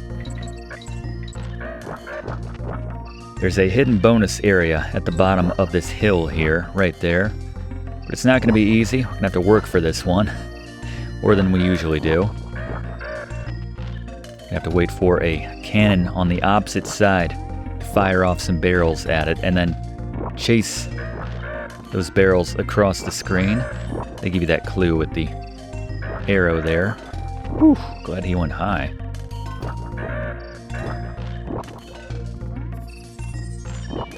This is a pretty good height. Might want to go a little bit higher.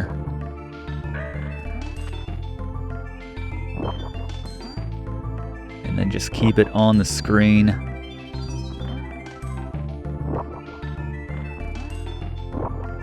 It slowly goes all the way. Slowly walking down the hall faster than a cannonball. That's the phrase that comes to mind right there. The lyric, better said. For those in the know, and just keep a low profile here. Stay just above the thorns. Go a little bit lower here for our floor. There we go. So far, so good. Good run. Let's keep moving. Thankfully, these zingers are stationary here.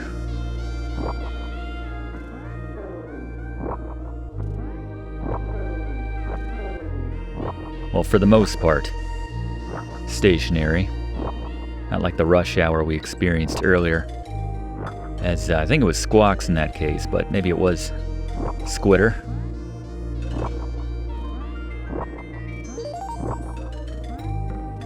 Here we go. And yeah, the banana's pointing to it. Once again, clear out the kaboings. And try not to take out the cannon over here. I'll follow you. That seems safer. This one's moving with a bit more pace than the last one, but here is our second and final bonus room. Collect the stars, which, again, we get it rare. You made the game. You made a great game. And thankfully they're generous about giving you those stars when they're underneath the web right there, as you could see. Safe place to put it. Alright, one last order of business, the hidden DK coin, which is not so hidden, but difficult to get. Have to be quick on your reflexes to get it. As you can see, it is right after the single banana. Right there. Little anticipation goes a long way in getting that one.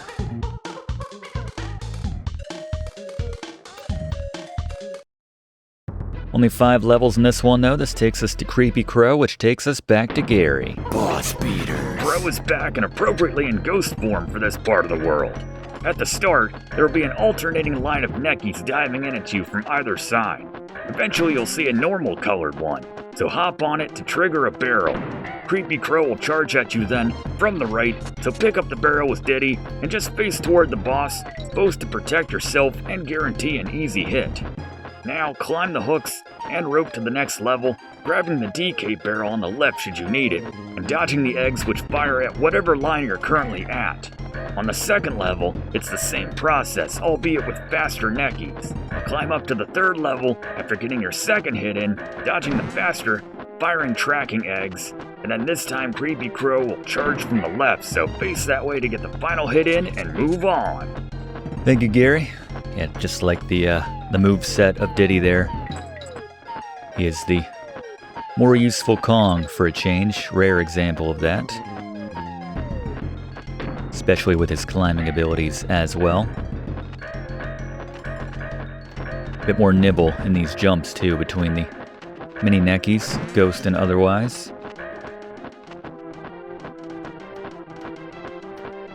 Coming? Alright. Should have trusted Gary. He turned into stardust.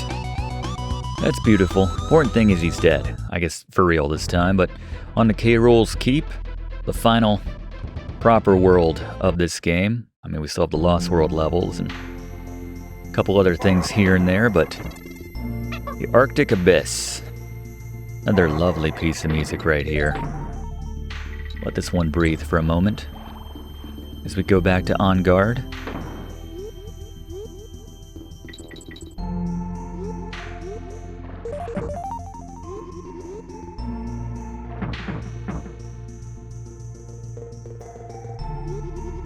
Charge right where these bananas are to find the first hidden area.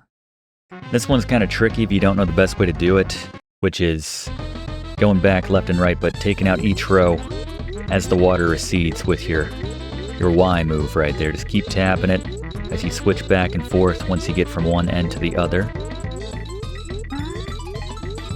And that should get you enough. You can pop right back in should you need to, if you didn't get them all the first time. Let's backtrack a little bit.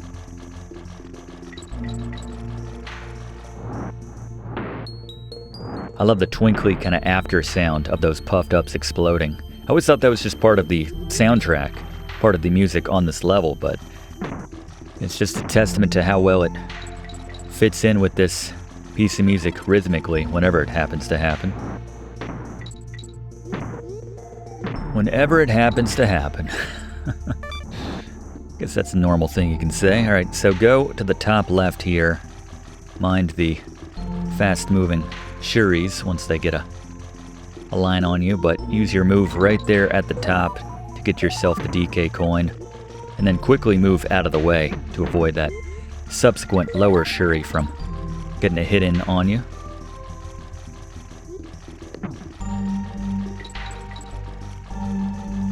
So relaxing. Mentioned this before, but I had the Donkey Kong Country Trilogy soundtrack on CD, I think, by way of Nintendo Power. I think I redeemed it with Nintendo Power points or something, which we had. There's the G. And maybe I paid some money for it. I don't remember, but fantastic. However I redeemed it, whatever it was, well spent. Used to put on so many pieces like this one when I was just, have a bad day when you're a kid, just need to relax a little bit. Kids need to chill out as well, but go to the right here. Find yourself the final hidden bonus area. And whenever the stresses of being an 11-year-old or whatever got to me, and I had a headache, just run a bath, get the boombox, put on the Donkey Kong Country Trilogy soundtrack, and yeah, just so relaxing. So many tracks. Not this one so much, but yeah, certainly the In a Snowbound Land, I believe it's called, even though this is more of an ice cave type theme here, but it does sound like it would be right at home. In a Snowbound Land, and be up on the shelf right here as the water drops down to get the height which you need. Like the extra reverb they got on the snare as well. Nice detail. Bit of a delay or something to kind of go with the ice cave reflections you would hear in there. On now though to the Windy Well. This one's a little tricky. Gotta learn how to make use of when the wind drops. Did he? Okay. Make use of when the wind drops you, or wears off at the kind of the height through each stretch here. And you can push up to rise a little bit faster, push down to kind of push against the wind, give yourself more time. And this is what I was talking about. Once you get to the top of the screen, you need to use your momentum, or have some momentum going first as it wears off, and you do that little drop down there, and that's how you gap these zingers. And they like to do a lot of that. Yeah, that's a tough window right there. Grab the O here. Oof. And mind the crook in his hook hand. Push up there as it's out. And we've got a bonus area over here, but first let's get Dixie back for a little insurance. And then drop down here. And then time it once again. Get a little momentum, and there you go. Into the first bonus area of Windy Well.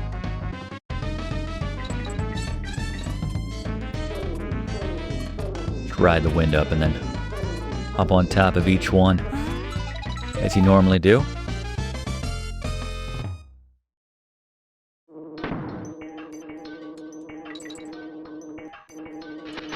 And you have to know where the DK coin is in advance of this one, because you only get one shot to use the gust of wind to propel you over to it. You actually have to fight against the wind once we get there, which we'll point out.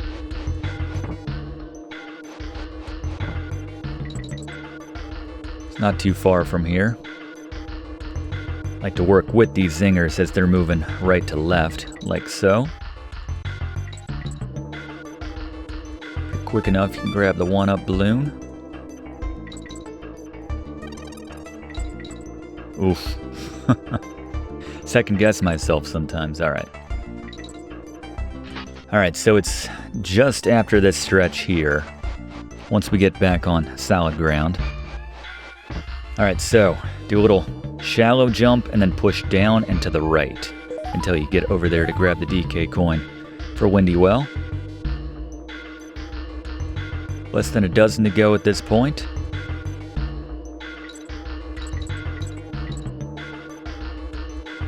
A lot of zingers to beat here.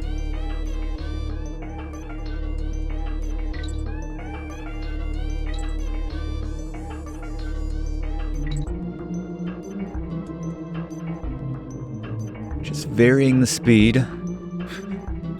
These spinies always make me laugh, probably because they're never in a situation where they're all that dangerous. They're just cute. They're trying their best. Like anyone else in K. Rool's army. So you see a sign there that says no squawks. You might be thinking, Professor, where'd we miss squawks? Wait for it. So drop down to this level and let the Klamber get out of the way, and then lure the cutlass over here as well to the edge. Alright, well, that works too. Here's the final bonus barrel. And yes, there will be a squawks involved.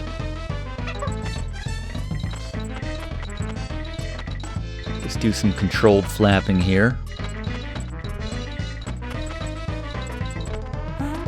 Don't give you as much time as they normally do to grab all those, so bit of a sense of urgency. And a bunch of bananas for your effort right there. And this is the one time where I will defer to you, class. Does anyone know how to get the height which you need for this target? Thought maybe it was a wind thing. There's no hooks or anything around here. So, it is what it is. You'd think the weight of 2 Kongs would be enough to get it up there, but... Anyway, moving on now to Castle Crush. A tough one. One of the tougher stages we've come across.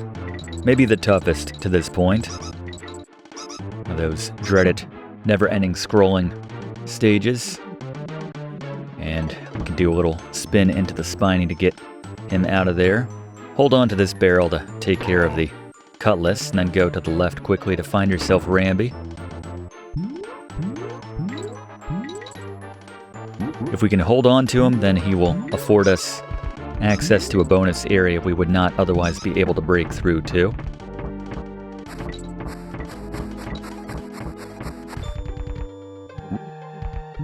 And the K at the top of this is over on the right. And the camera guy, unwilling to move as quickly as you are sometimes if you don't commit to the right side from the start. I think there was a banana coin to the far left for what it's worth.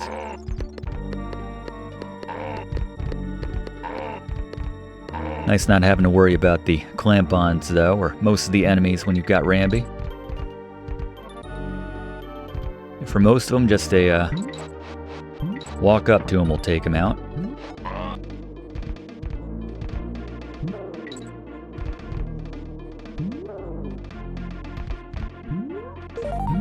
Alright, so we got 3 spinies, and then I want to go to the left at the top, as that's where we'll find the wall, which we need to use our hold down A move.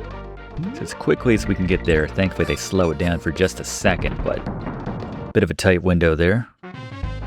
Destroy them all. Got a bunch of zingers, you gotta be quick, as the floor is moving as well. Not just the timer you gotta worry about.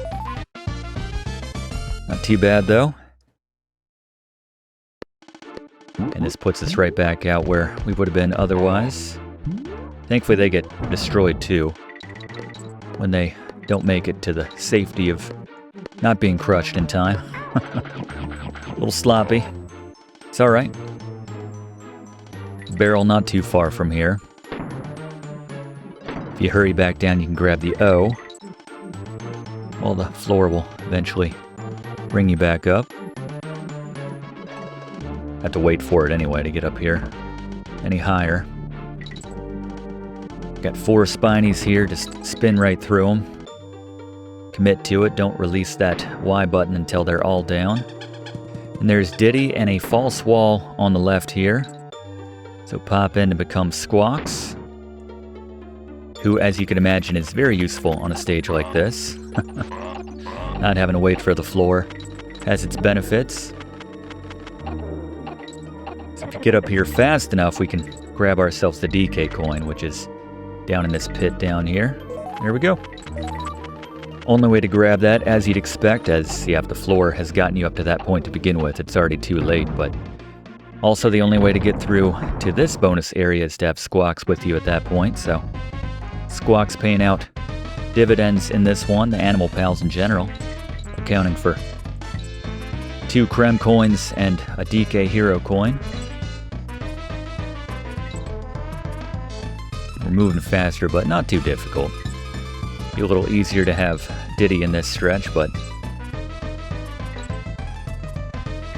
Dixie can just manage. We're close there, almost got squished. Only a few Krem coins to go. Less than 10 at this point.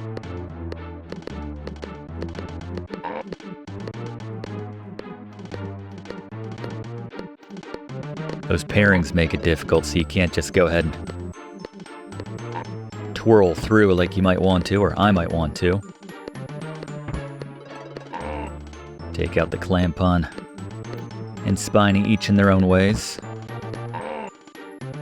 It becomes a bit much if you leave them all to bounce back and forth off the walls. Not a lot of room to maneuver in that case. And we hear him. Where are you? Where are you, Diddy? There he is. Just gotta survive this. I find this is the best way to deal with these zingers. Jump over them and then let them hit the ground after you run underneath them there. Use that on the Cruncha to find yourself the G. Final letter there.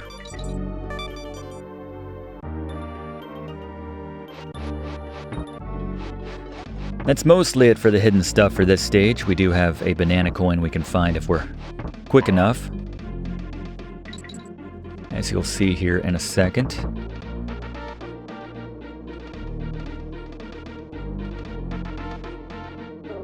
This is easy enough to just alternate one side to the other.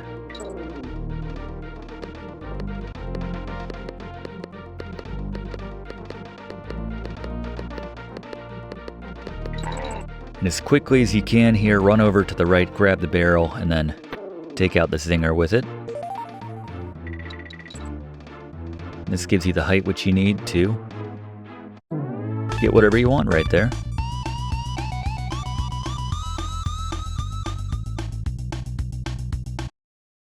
On to Clapper's Cavern. Another appearance from Klapper. It's been a while. This time they're repurposing his party trick from, well, you'll see. But toss your +1 up at the start at that hook there to find yourself the first hidden bonus area.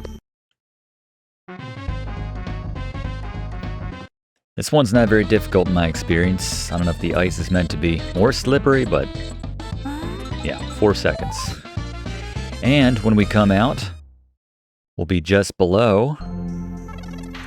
See the banana guiding us? The DK coin for Klapper's Cavern. Speaking of Klapper, so the normally cooling lava effect can now be used to turn water temporarily into ice. And you can see you can slide on the ice and hold down to duck and slide underneath certain obstacles like these zingers here. And like with the lava before, they give you that little bit of a grace period. You'd see before it turns bright red and actually doing some damage to you. That extra beat or two before it turns from ice to water.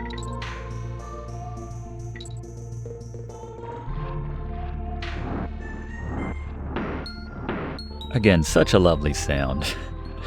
I know it's probably the sound of a very painful death for Puffed up there, but just adds to the melody. But there's the second and final bonus area entrance here on Clapper's Cavern.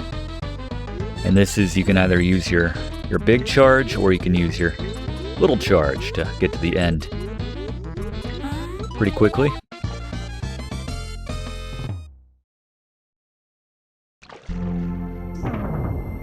Now on guards, they're getting cheaper with the consolation prizes for losing our animal pals. Oop. Did not make Cruncha too happy there. And this is kind of cool. As the ice melts or reverts to water, there's a hidden invincibility barrel up there. So after the ice melts down back to water, you can use that to safely grab yourself a few banana coins. Grab the final letter in the G right there.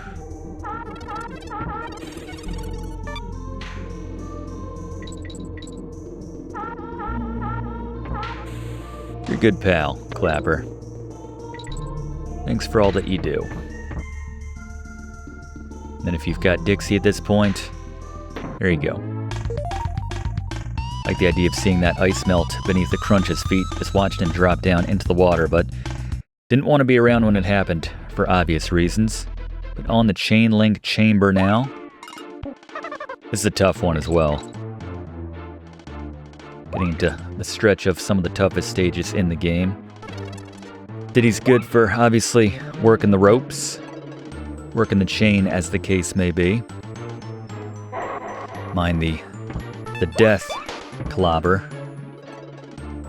He will take away an extra life balloon should he touch you, which you can still grab. It still lingers for a moment, but yeah, can't feel good, I'd imagine.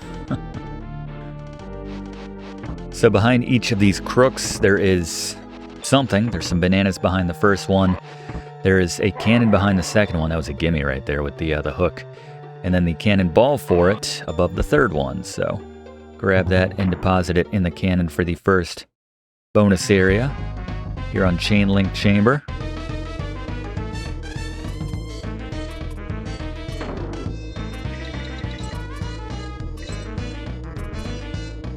Not sure why the cannonball was there at the start. I suspect now just to slow me down, perhaps. Tight little window, though, between those two zingers, and just 5 Krem coins to go. We're getting close, class.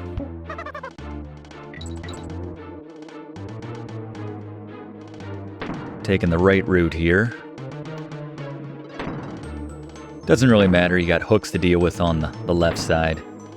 They each ultimately lead to the same place, and you'll find yourself the O in either corner, whichever way you went. But jump off here to find an invincibility to go up through this little nest of zingers without care.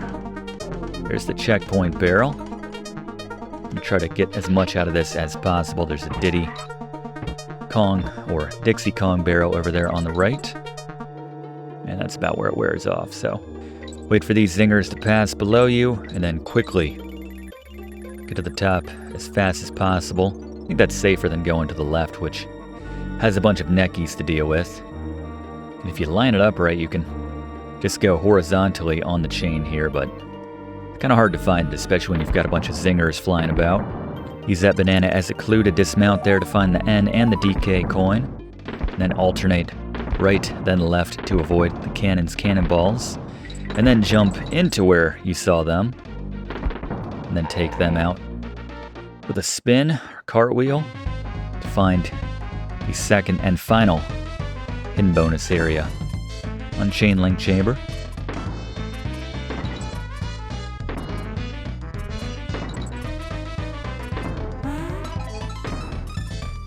Not the easiest, but 4 to go. Now keep on.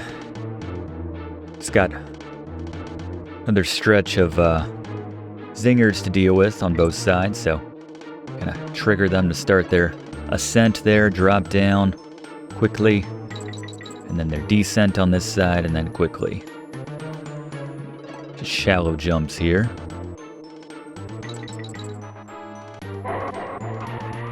On the clobber and the neckies here, there's a banana coin. And this left one hidden in there. One at the top as well on the right. On the death clobber, and we got it back. And don't be too hasty to hit the target, as you'll miss the G in that case. Look, we've been at 99 for a while now. 99, and there's our 99th banana coin. We have 98 bananas right now. Things are looking good. Suffice to say, there's Funky and Sit Swanky here. K-Rules quiz. This area is K-Rules Keep. Old man who lives in the museum, really? Didn't ask us that yet? Which enemy was in the first Donkey Kong? We had Zingers. Definitely remember that. Castle Challenge, the Rising Floor. We just finished that one not too long ago. Castle Crunch. How many can you ride? The answer is 5. Flying Ghost, Cloak, pointed that out. And the Big 8 Bounty. Spider Buddy, Squitter. Desks in the Kong College. The answer is 5. And how many baddies are in the game? Always go for the middle option when they give you big numbers like that. That's been my experience. Bit of a hack. But on to Toxic Tower. Again, one of the most difficult levels in this game. Got a rising floor of, not lava this time, but you don't want to be in it. So hop in a Radley barrel here at the start. Make use of some of these kaboings. And take the right path right here to find yourself the K. And the faster you can do this, the more time you'll give yourself for mistakes, basically. Just budget yourself more time for that. And the hidden DK hero coin is beneath this Zinger here. It seems counterintuitive, but you want to take him out and then drop down into that gap to find it. Hopefully, while you still have plenty of time. If you have to go for that DK barrel, that's definitely going to slow you down. That may end up costing you. The extra hit which you just got yourself. Just bounce through the wall on the left here. For a little shortcut and some loot.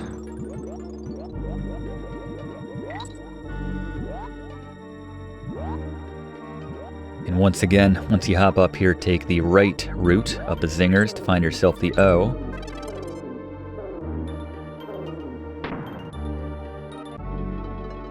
Now we move on to Squawks, which is always good for a stage like this.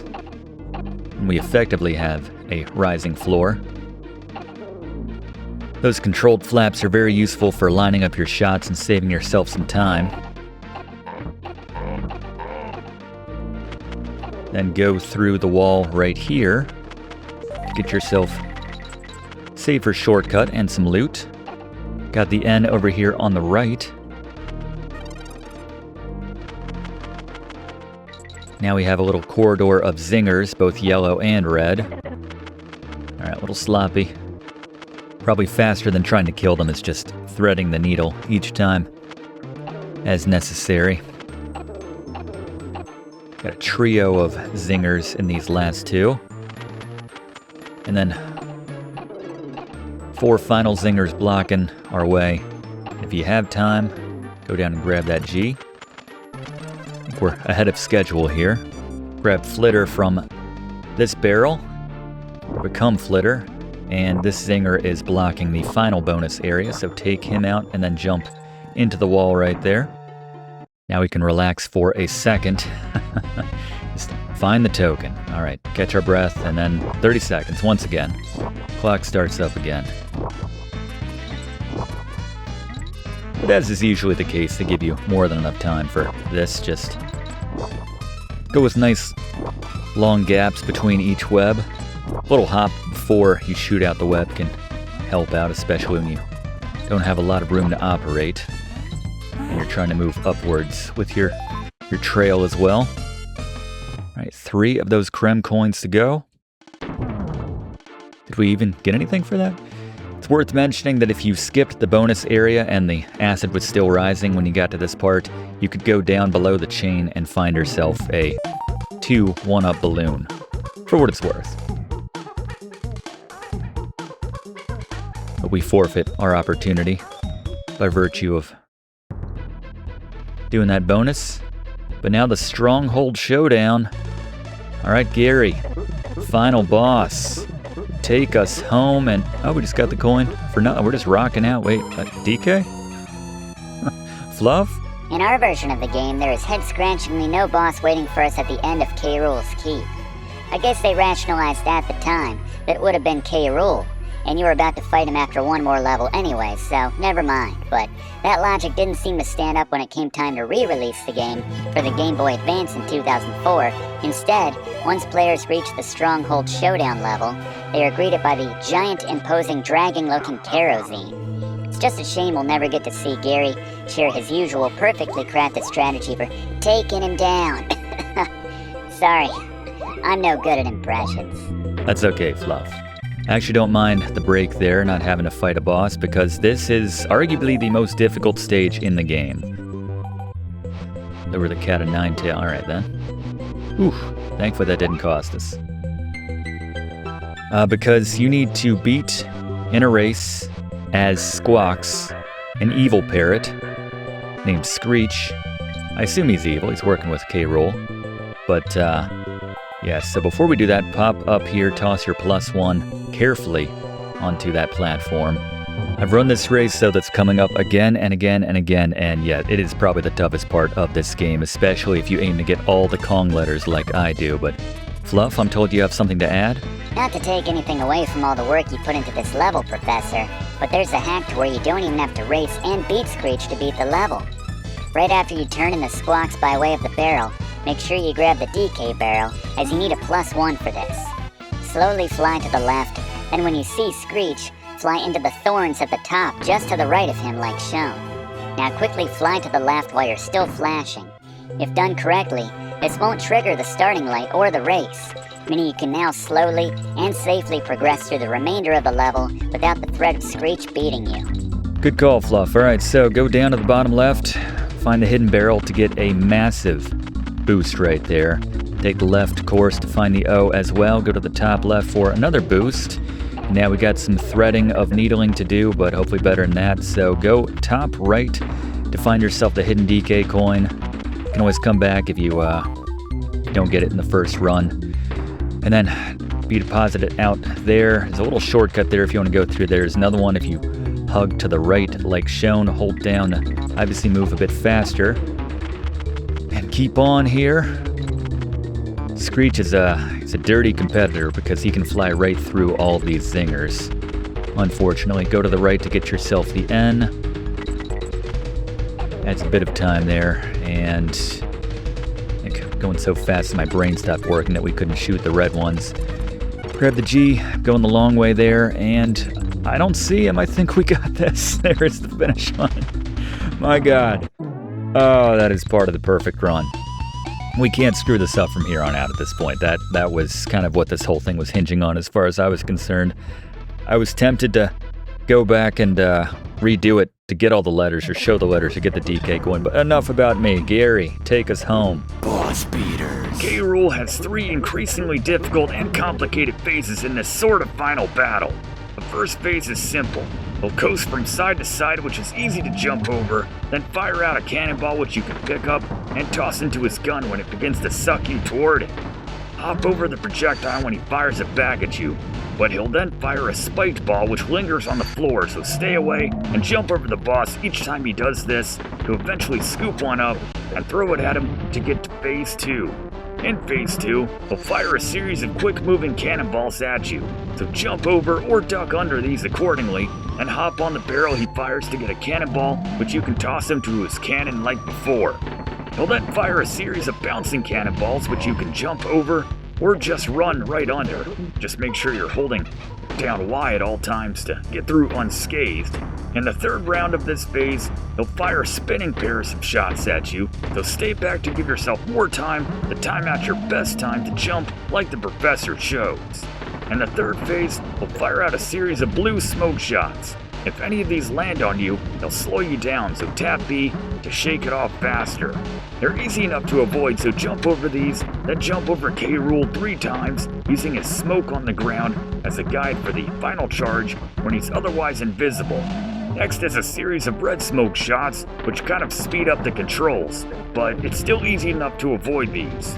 Jump over the cannonballs and get your hit in, and it's a series of purple smoke. This time, these are the worst, as it will reverse your movements for a period of time should they land on you. I recommend jumping in the gap between the first two and quickly jumping and helicopter spinning over the remaining two. At this point, get to the center as K. Rool will warp in and out on one side of you or the other. As soon as you see him appear, start running in the opposite direction as quickly as possible. Eventually, the final cannonball will appear, so grab it and toss it into K. Rool's gun one last time to let Donkey Kong finish this one and take him down himself. And congratulations, you have beaten Donkey Kong Country 2. Thank you, Gary. Can't smoke him yet. Speaking of smoke, and there's the invisible, using the smoke on the ground as the guide, as Gary mentioned. So we went blue, now we got the red. After he does this, of course. Yep. Can easily clear that with a helicopter spin. I agree with Gary, the purple is indeed the worst. Not just for what it does to you in reversing the controls, but for avoiding it as well. So let's see, he said jump between those two and then helicopter spin, there you go. Now stay in the center. Yep. Just react accordingly. Going left again, trying to trick us.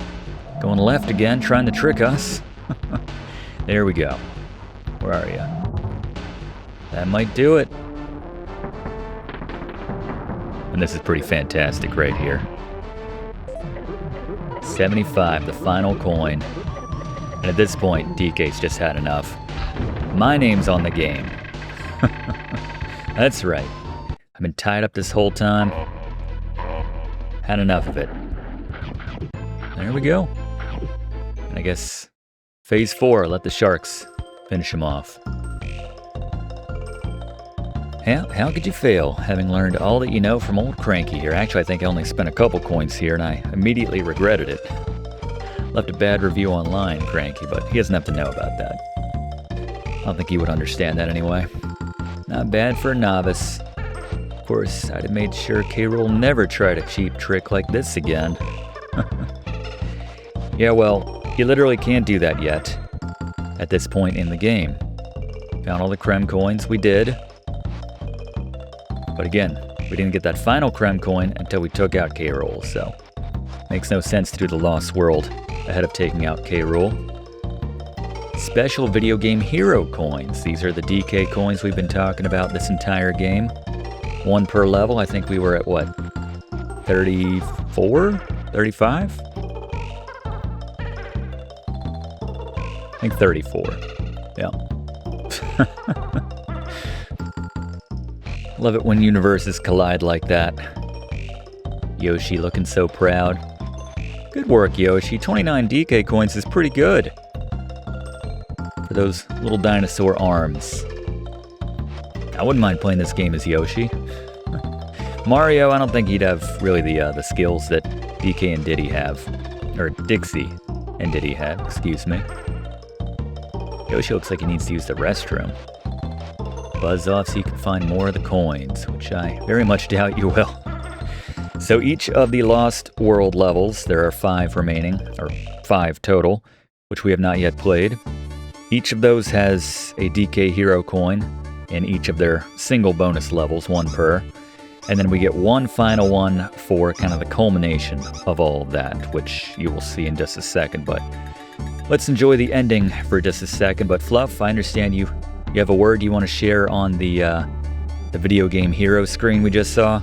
I've just got to take a second to break down Cranky's video game heroes scene.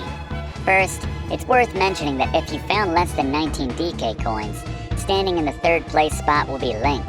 Now, no disrespect to Yoshi, whom we've had on as a guest TA before, but in what universe did he find 10 more of those coins than Link? I assume that's just Rare's way of taking a shot after they probably approached Nintendo in the hopes of making a Zelda game, but were turned down. It's worth noting that Link and Yoshi did get flipped in the GBA remake, though, of Donkey Kong Country 2. But you do agree that Mario should be holding that top spot like we saw? Nah, that's just kissing the ring. Undoubtedly a requisite baked into their Donkey Kong licensing contract. It's very petty. Sad, really. And that's only temporary, Professor, as you'll be dethroning him soon enough. There's also a couple fun Easter eggs if you glance down at the bottom right of the screen, where you'll see a sign which reads "No Hopers" propped up against a trash can.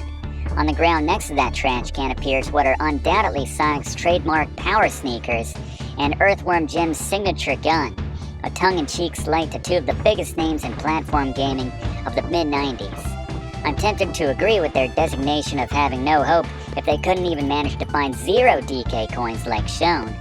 Anyway, find those last 6 DK coins, Professor, and give Mario a healthy dose of humility. Will do, Fluff, will do. After the credits here. I don't know why we're giving so much time to everything that tried to kill us.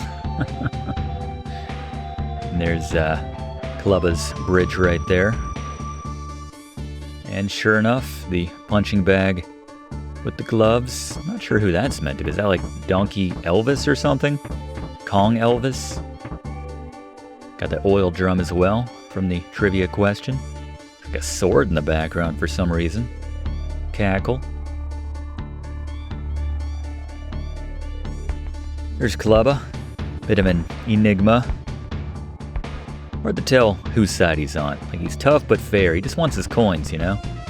All the bosses now.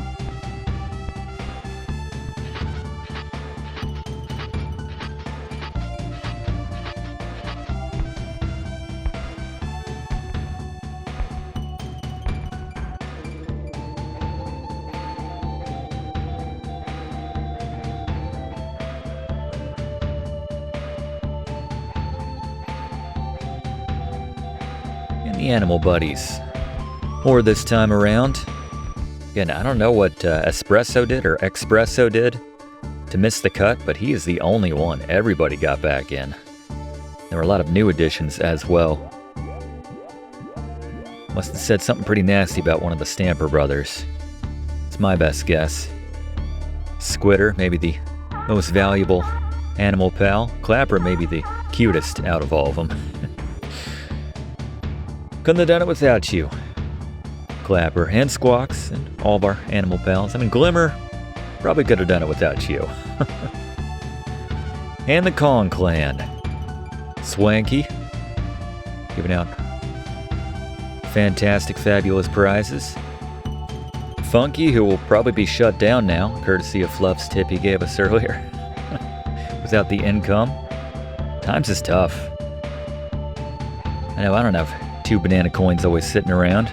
Anyway, stick around as we've got the lost levels coming up after this and the true ending of the game. While we enjoy the credits, Fluff, can you give us another Fluff fact about Donkey Kong Country 2? Aside from arguably being the best piece of music David Wise has ever composed in his decades-long career, which spanned thousands of compositions, Sticker Bush Symphony has been connected to an internet phenomenon which has allowed people to time travel. Wait, what? Yeah. I was wondering why you were so ho-hum about that, Professor. I said time travel. Explain, please. So I just found this out myself, but in 2012, a YouTube user named Taya777 uploaded a video whose Japanese title translates to Thorny Barrel Labyrinth Super Donkey Kong 2. The video featured what looks like the background art from the Thorn Maze levels of Donkey Kong Country 2, while the soundtrack from those levels and Sticker Bush Symphony played in the background. That's not the crazy part, by the way. No, that would be what began to happen in the comments section. Viewers of the video began to log about achievements and milestones in their lives by way of the comments section of that video. Each comment began with the term checkpoint, allowing that person to reload from that specific date and time of their comment on demand. Oh, Fluff, no, I don't think that... You know, stuff like, checkpoint, I just met the girl of my dreams. Checkpoint, I just graduated college. Some people even went out of their way to even end their comments with the phrase game saved, just to really make sure it took hold. I mean, did you know about this, Professor? Yeah, I am familiar with that particular video. And you just thought you'd keep it to yourself? Never thought for a second Fluff might want to go back in time if he could? Maybe save myself from the time I confused Howard Lincoln for Howard Phillips in our class on the lost levels? We had to re-upload, Professor. That was really embarrassing for me. No, Fluff. I'm actually kind of surprised I never stumbled on that video, as it positively blew up as you'd expect. It's no wonder, considering it was literally enabling people to travel back in time. Well, anyway, now I'll never get the chance because Nintendo took that video and channel down for copyright infringement a few years ago. How short-sighted is that? Nintendo just had to shut it down just because they didn't want to revenue share. Or heck, just take all the revenue, but at least leave it up for the rest of us. Think of all the good we could have achieved in this world, Professor. Okay, let me stop you there, Fluff. It's not literal time travel. The checkpoint and save game references were simply analogous to reaching a checkpoint, like in a video game, you know? It's just a way for people to be introspective and reflect on some of the bigger milestones of their lives, you know, like you said. Well, that's stupid. Well, I think it's just some people's way of kind of keeping a virtual journal. Or maybe for some, it's a matter of loneliness and people wanting to make a connection or feel like they're part of something greater, you know? Okay, it's not stupid, it's sad. Well, I think for a lot of people, loneliness and sadness go together, so I guess in that sense, but more to the point, I guess I'm sorry to be the one to tell you time travel isn't a thing. Yeah, I got excited there for a bit. And yeah, you're unfortunately still the cat that confused Howard Lincoln and Howard Phillips. Great piece of music though, thank you, Fluff. So, we head back to the Crocodile Cauldron. After we restarted the game there, you can see our progress, and spent our first 15 of our 75 Krem coins at Clubba's kiosk to get access to Jungle Jinx. And there's honestly kind of a reset in the difficulty at this point, which is fitting considering our extra lives, our banana coins, all that stuff got reset. Not our Krem coins or our hero coins, obviously, but all that stuff. So we don't have that nice cushion to fall back on anymore. Bounce off these giant tires to get around here and avoid the spikes. Helicopter spin to grab the O, and then hard left to find the single bonus barrel. Again, just one bonus barrel in each of these last 5 levels. And at the end of each one, we'll use our +1 in Diddy, toss him up to hit these flitters. Obviously when the stinger isn't right there, but our prize for each of these bonus levels in these 5 Lost World levels is a DK Hero coin,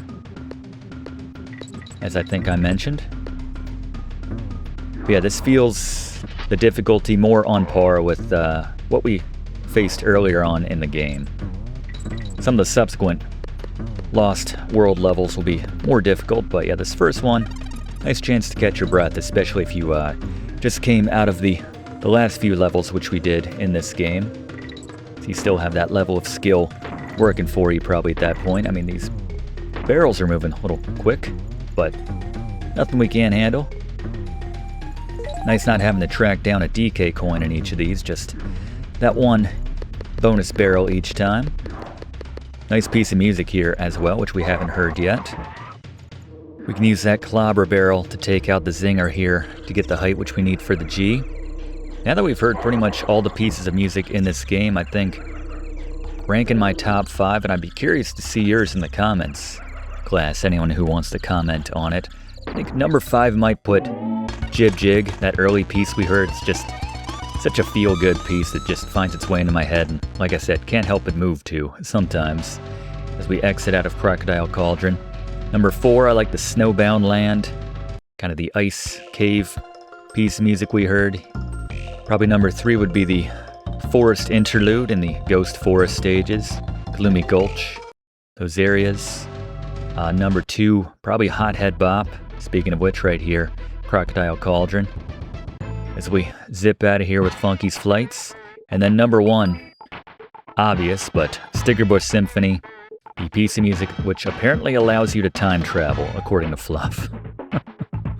I don't think we'll let him live that one down for a while, but anyway, on to the swamp. Krem Key for the next one. Pay your $15 and head on to Black Ice Battle. Anything else to say? It's different versus this one? Doesn't seem like it.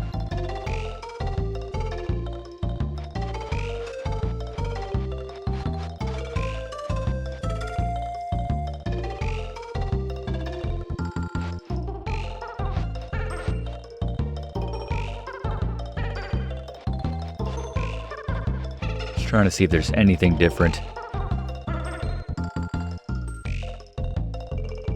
Ridiculously cheap hints, you say? We'll be needing. I think we're good. I think we'll stick to the walkthrough we put together here.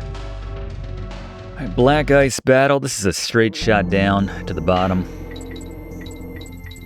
with that lovely aforementioned Snowbound Land piece of music in a Snowbound Land. This would fit perfectly in a lot of games featuring that biome.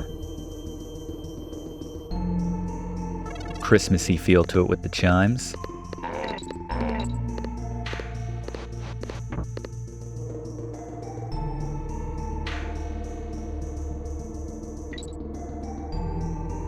And if you get to the left fast enough, there's a couple one-up balloons right there. But you got the death clobber right there waiting for you. Could end up costing you a one-up balloon.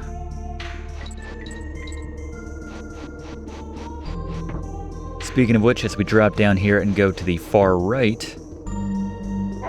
get him to pop out and then break that on him for an extra life. Getting back in the race. Grab the O above the zinger there.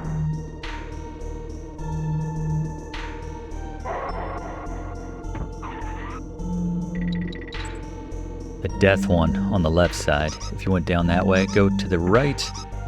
At the bottom you'll find the N. So it's a bit of a process getting yourself to the hidden bonus area here on Black Ice Battle. So drop down to the right and pick up this barrel before it becomes a clobber. Take out that lower zinger and then break the chest on the higher zinger to find the cannonball. And we want to take out this flitter before we drop down here. Or while we're not holding the cannonball in particular. Don't want it to drop down. Drop down with the cannonball, carefully take it across, knowing that you'll drop it if it hits something, or if you jump on something.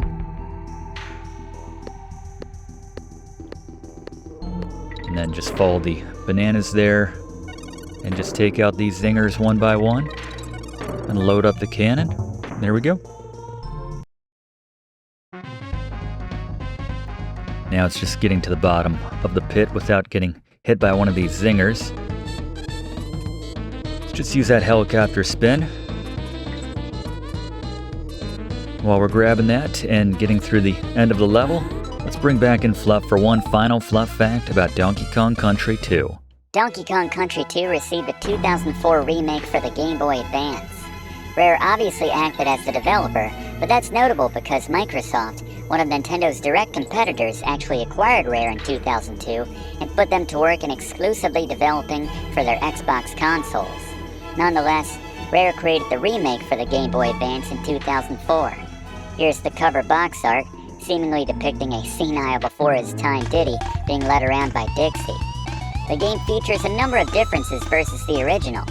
Amongst the many differences, there's an extra boss, an appearance from Candy Kong as Swanky's assistant, who is absent in this version as mentioned earlier, slightly changed visuals, a more fleshed out story and intro, a lot more DK coins to find, and a number of mini-games, including Espresso Racing, which brings back the otherwise missing ally of Espresso, whom you can level up with golden feathers to win increasingly difficult races, Funky's Flights, which sees you piloting a gyrocopter through dangerous mazes, and Bag a Bug, where you need to collect as many fireflies in 60 seconds while avoiding Clubba. The first two games account for where you can earn a lot of those extra hidden DK hero coins. There's also the ability to input cheats, plus a time trial mode called Diddy's Dash, which challenges you to complete each level as quickly as possible with a timer on the screen. Despite getting dinged for not looking or sounding quite as good as the SNES version, which preceded it by roughly a decade, seemingly on account of some of the hardware limitations of the Game Boy Advance, the Donkey Kong Country 2 remake posted pretty decent scores from critics. Thank you, Fluff. Excellent work today. And here on Clobber Carnage, we have a lot of Kong-specific barrels. So yeah, some of these will be necessary for grabbing certain hidden loot here or there, or just getting around. Yeah, this is the first of the more difficult lost levels for my money. And for what it's worth, we will need Diddy in particular to get ourselves the bonus barrel at the end of this one, so something to keep in mind. Grab the O down there and safely shoot back up with the Dixie barrel.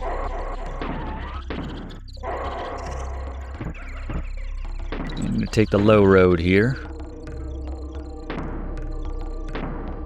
Anyone play that Game Boy Advance version of Donkey Kong Country 2, by the way? A little surprising to me that, I guess it's the scale more than anything, perhaps, but just the technology that was, 10 years more advanced, albeit on a handheld console. A lot of traffic on that particular platform. Yeah, it wasn't as nice looking as this on the SNES, which preceded it by about a decade, 9 years earlier.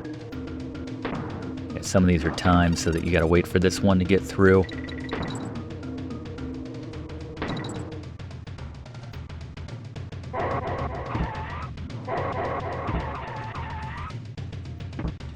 Putting Dixie in front right now just because, the helicopter spin, usually a good move in general, but also just trying to preserve Diddy for the end of this one. Gotta make some quick decisions here, and not a lot of time, as you can see.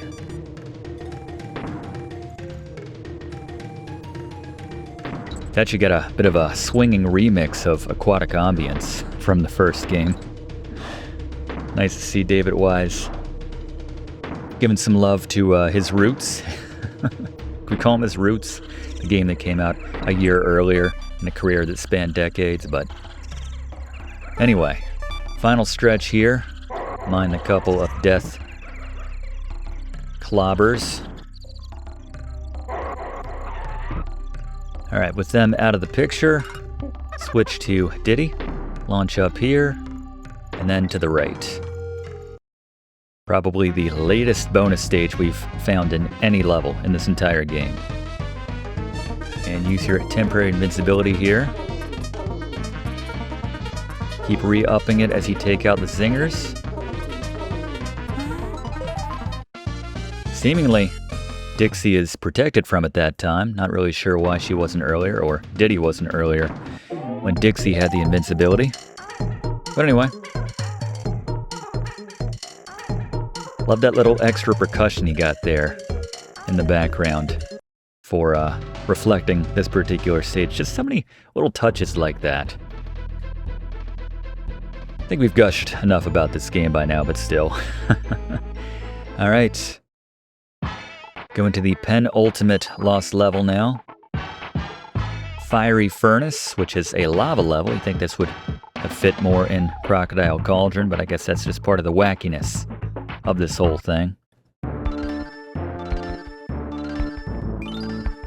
are you spending all these Krem coins on, by the way, Klubba? Do I want to know? Going to see Candy after this? I'm sorry, but here we are in Fiery Furnace. Got some bananas off camera there at the start. And we've got the controller barrels here. I think Blaze referenced these possibly like 3 hours ago. It's been a while. But yeah, you just use your D-pad to control where those barrels go, all directions. The only catch is you only have the amount of seconds listed on the barrel before it fires. I've discovered you can kind of stack two barrels on top of each other if you fly into another barrel, and you'll get essentially a super barrel.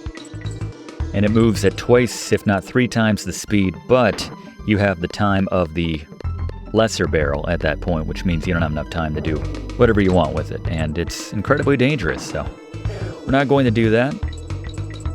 Yeah, this is a tough stage as well. Lining up some of these shots on the flitters.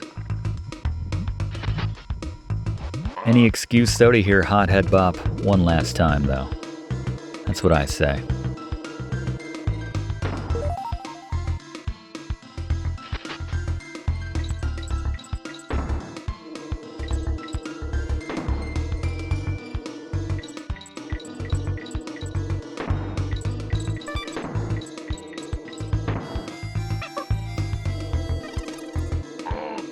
Nice. And the bonus barrel here is found right at the end once again. Gotta get around a couple tricky cat-o' nine-tails here in a second. Yeah, so be careful when you're about to transition from one barrel to the next. Make sure they're not right on top of each other. Alright, so I'm gonna lure this cat-o' nine-tails down and then toss +1 up there to grab the G. And there we go.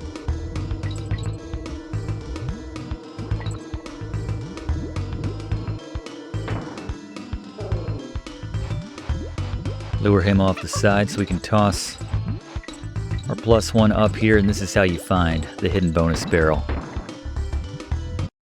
The penultimate bonus barrel here in Donkey Kong Country 2, but the one here on Fiery Furnace. And this is pretty straightforward, just avoid the zingers.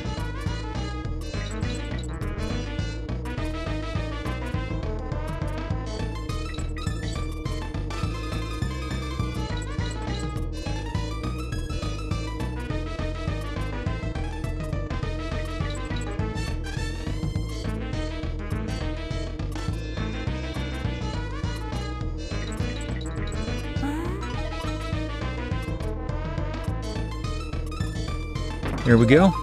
This should put us out right by the exit. Got a bigger drop this time. Can we time up for the green balloon? There we go. Alright, one final proper level of this game. Animal Antics, which is broken up into a variety of kind of smaller stages in which you'll play as a variety of the animal pals we've seen throughout this game. Let's go up to K. Rool's Keep, and actually the entrance to the Lost World is at the bottom of this one. It's a little funky, no pun intended. So go down, and there you go, Club's Kiosk. One last time, our final 15.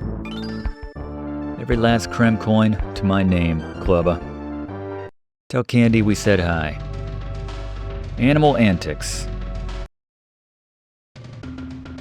A little hodgepodge of a variety of biomes, animal pals, starting with Rambi here. Again, they still kind of have that sample in the background, kind of a reference to the system's Pleasure Seeker song, which Fluff pointed out was sampled in Funky's tune in the first game. That was one of the few tracks that was not done by Mr. David Wise in that game, as Fluff mentioned. So we go from Rambi to On Guard, and you can find the O through the wall here, beyond Lockjaw.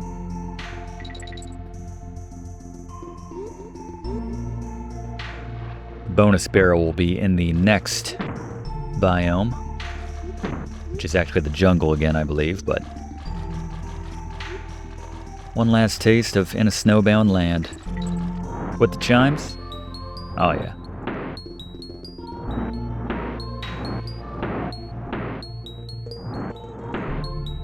Quick succession.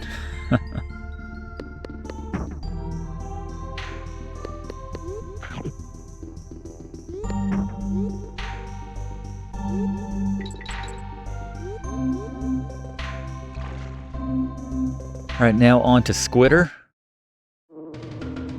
There's no animation of us being on guard out of water. Probably in a lot of pain, come to think of it. But happier thoughts, the final bonus area. And it's easy to miss, actually, so.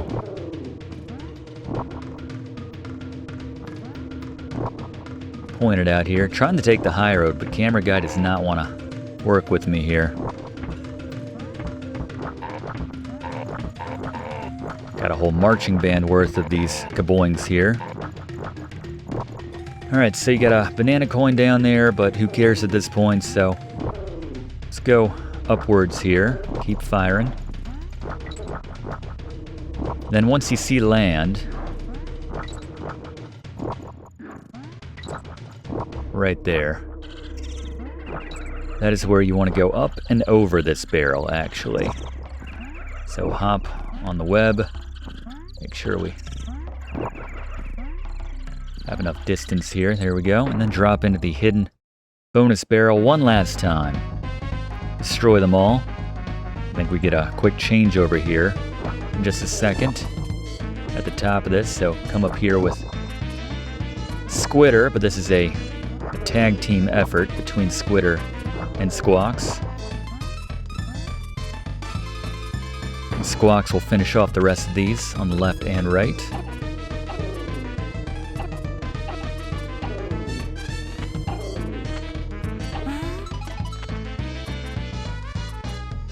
Back to Squitter. And there you go, the final DK coin found through, I don't know, there's one more, but conventional methods. At this point, we're tied with Mario, probably making him sick and making Fluff very happy. Going out one last time with one final Sticker Bush Symphony. Can I go back and grab that now? A little sloppy once again. We got the leaves too from the Gusty Glade.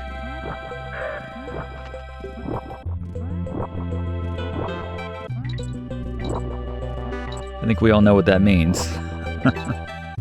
Part of why this level is difficult as well.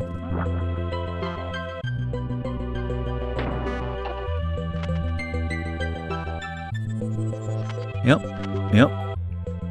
Just take your time, react accordingly. Use those maintaining altitude flaps like we covered. Tapping down, or holding down and tapping B.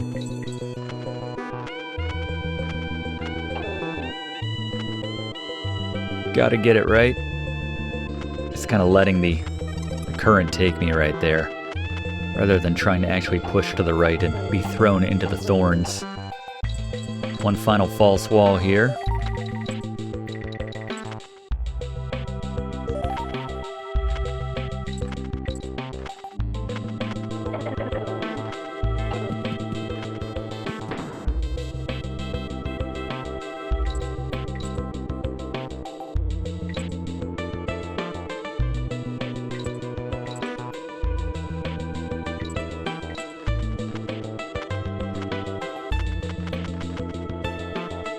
Whew.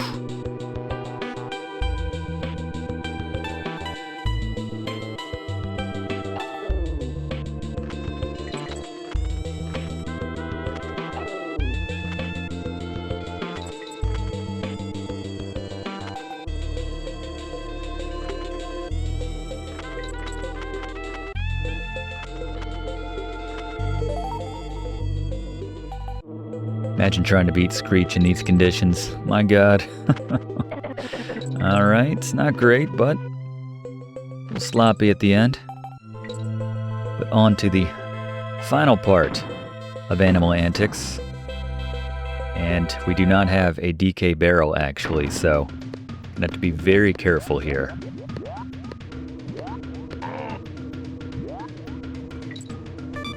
Thankfully, it's gratifyingly short.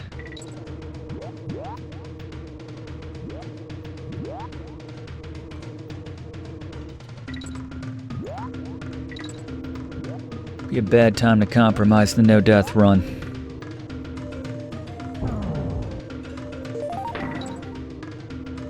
Alright, and I guess we gotta get it. Alright, here we go.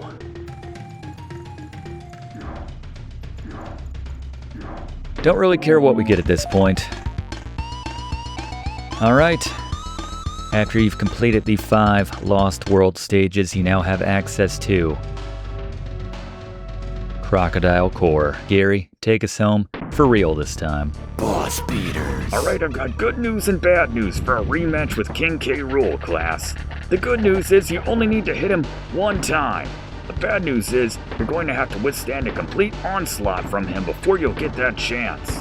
The best advice I can give is to simply lean heavily on Dixie's helicopter spin and be quick with your reflexes to thread the needle, as the professor might say, time and time again to get through the barrage of spiked cannonballs and smoke which are coming your way, to finally hop on the barrel, collect your cannonball, and toss it into K. Rool's gun when he tries to suck you in. Complete this, and you are a Donkey Kong Country master. Thank you very much, Gary. Excellent work today. Almost home. Like the blue and the purple there in the background. Reminds me of a lava lamp I used to have. Alright, he's getting serious now.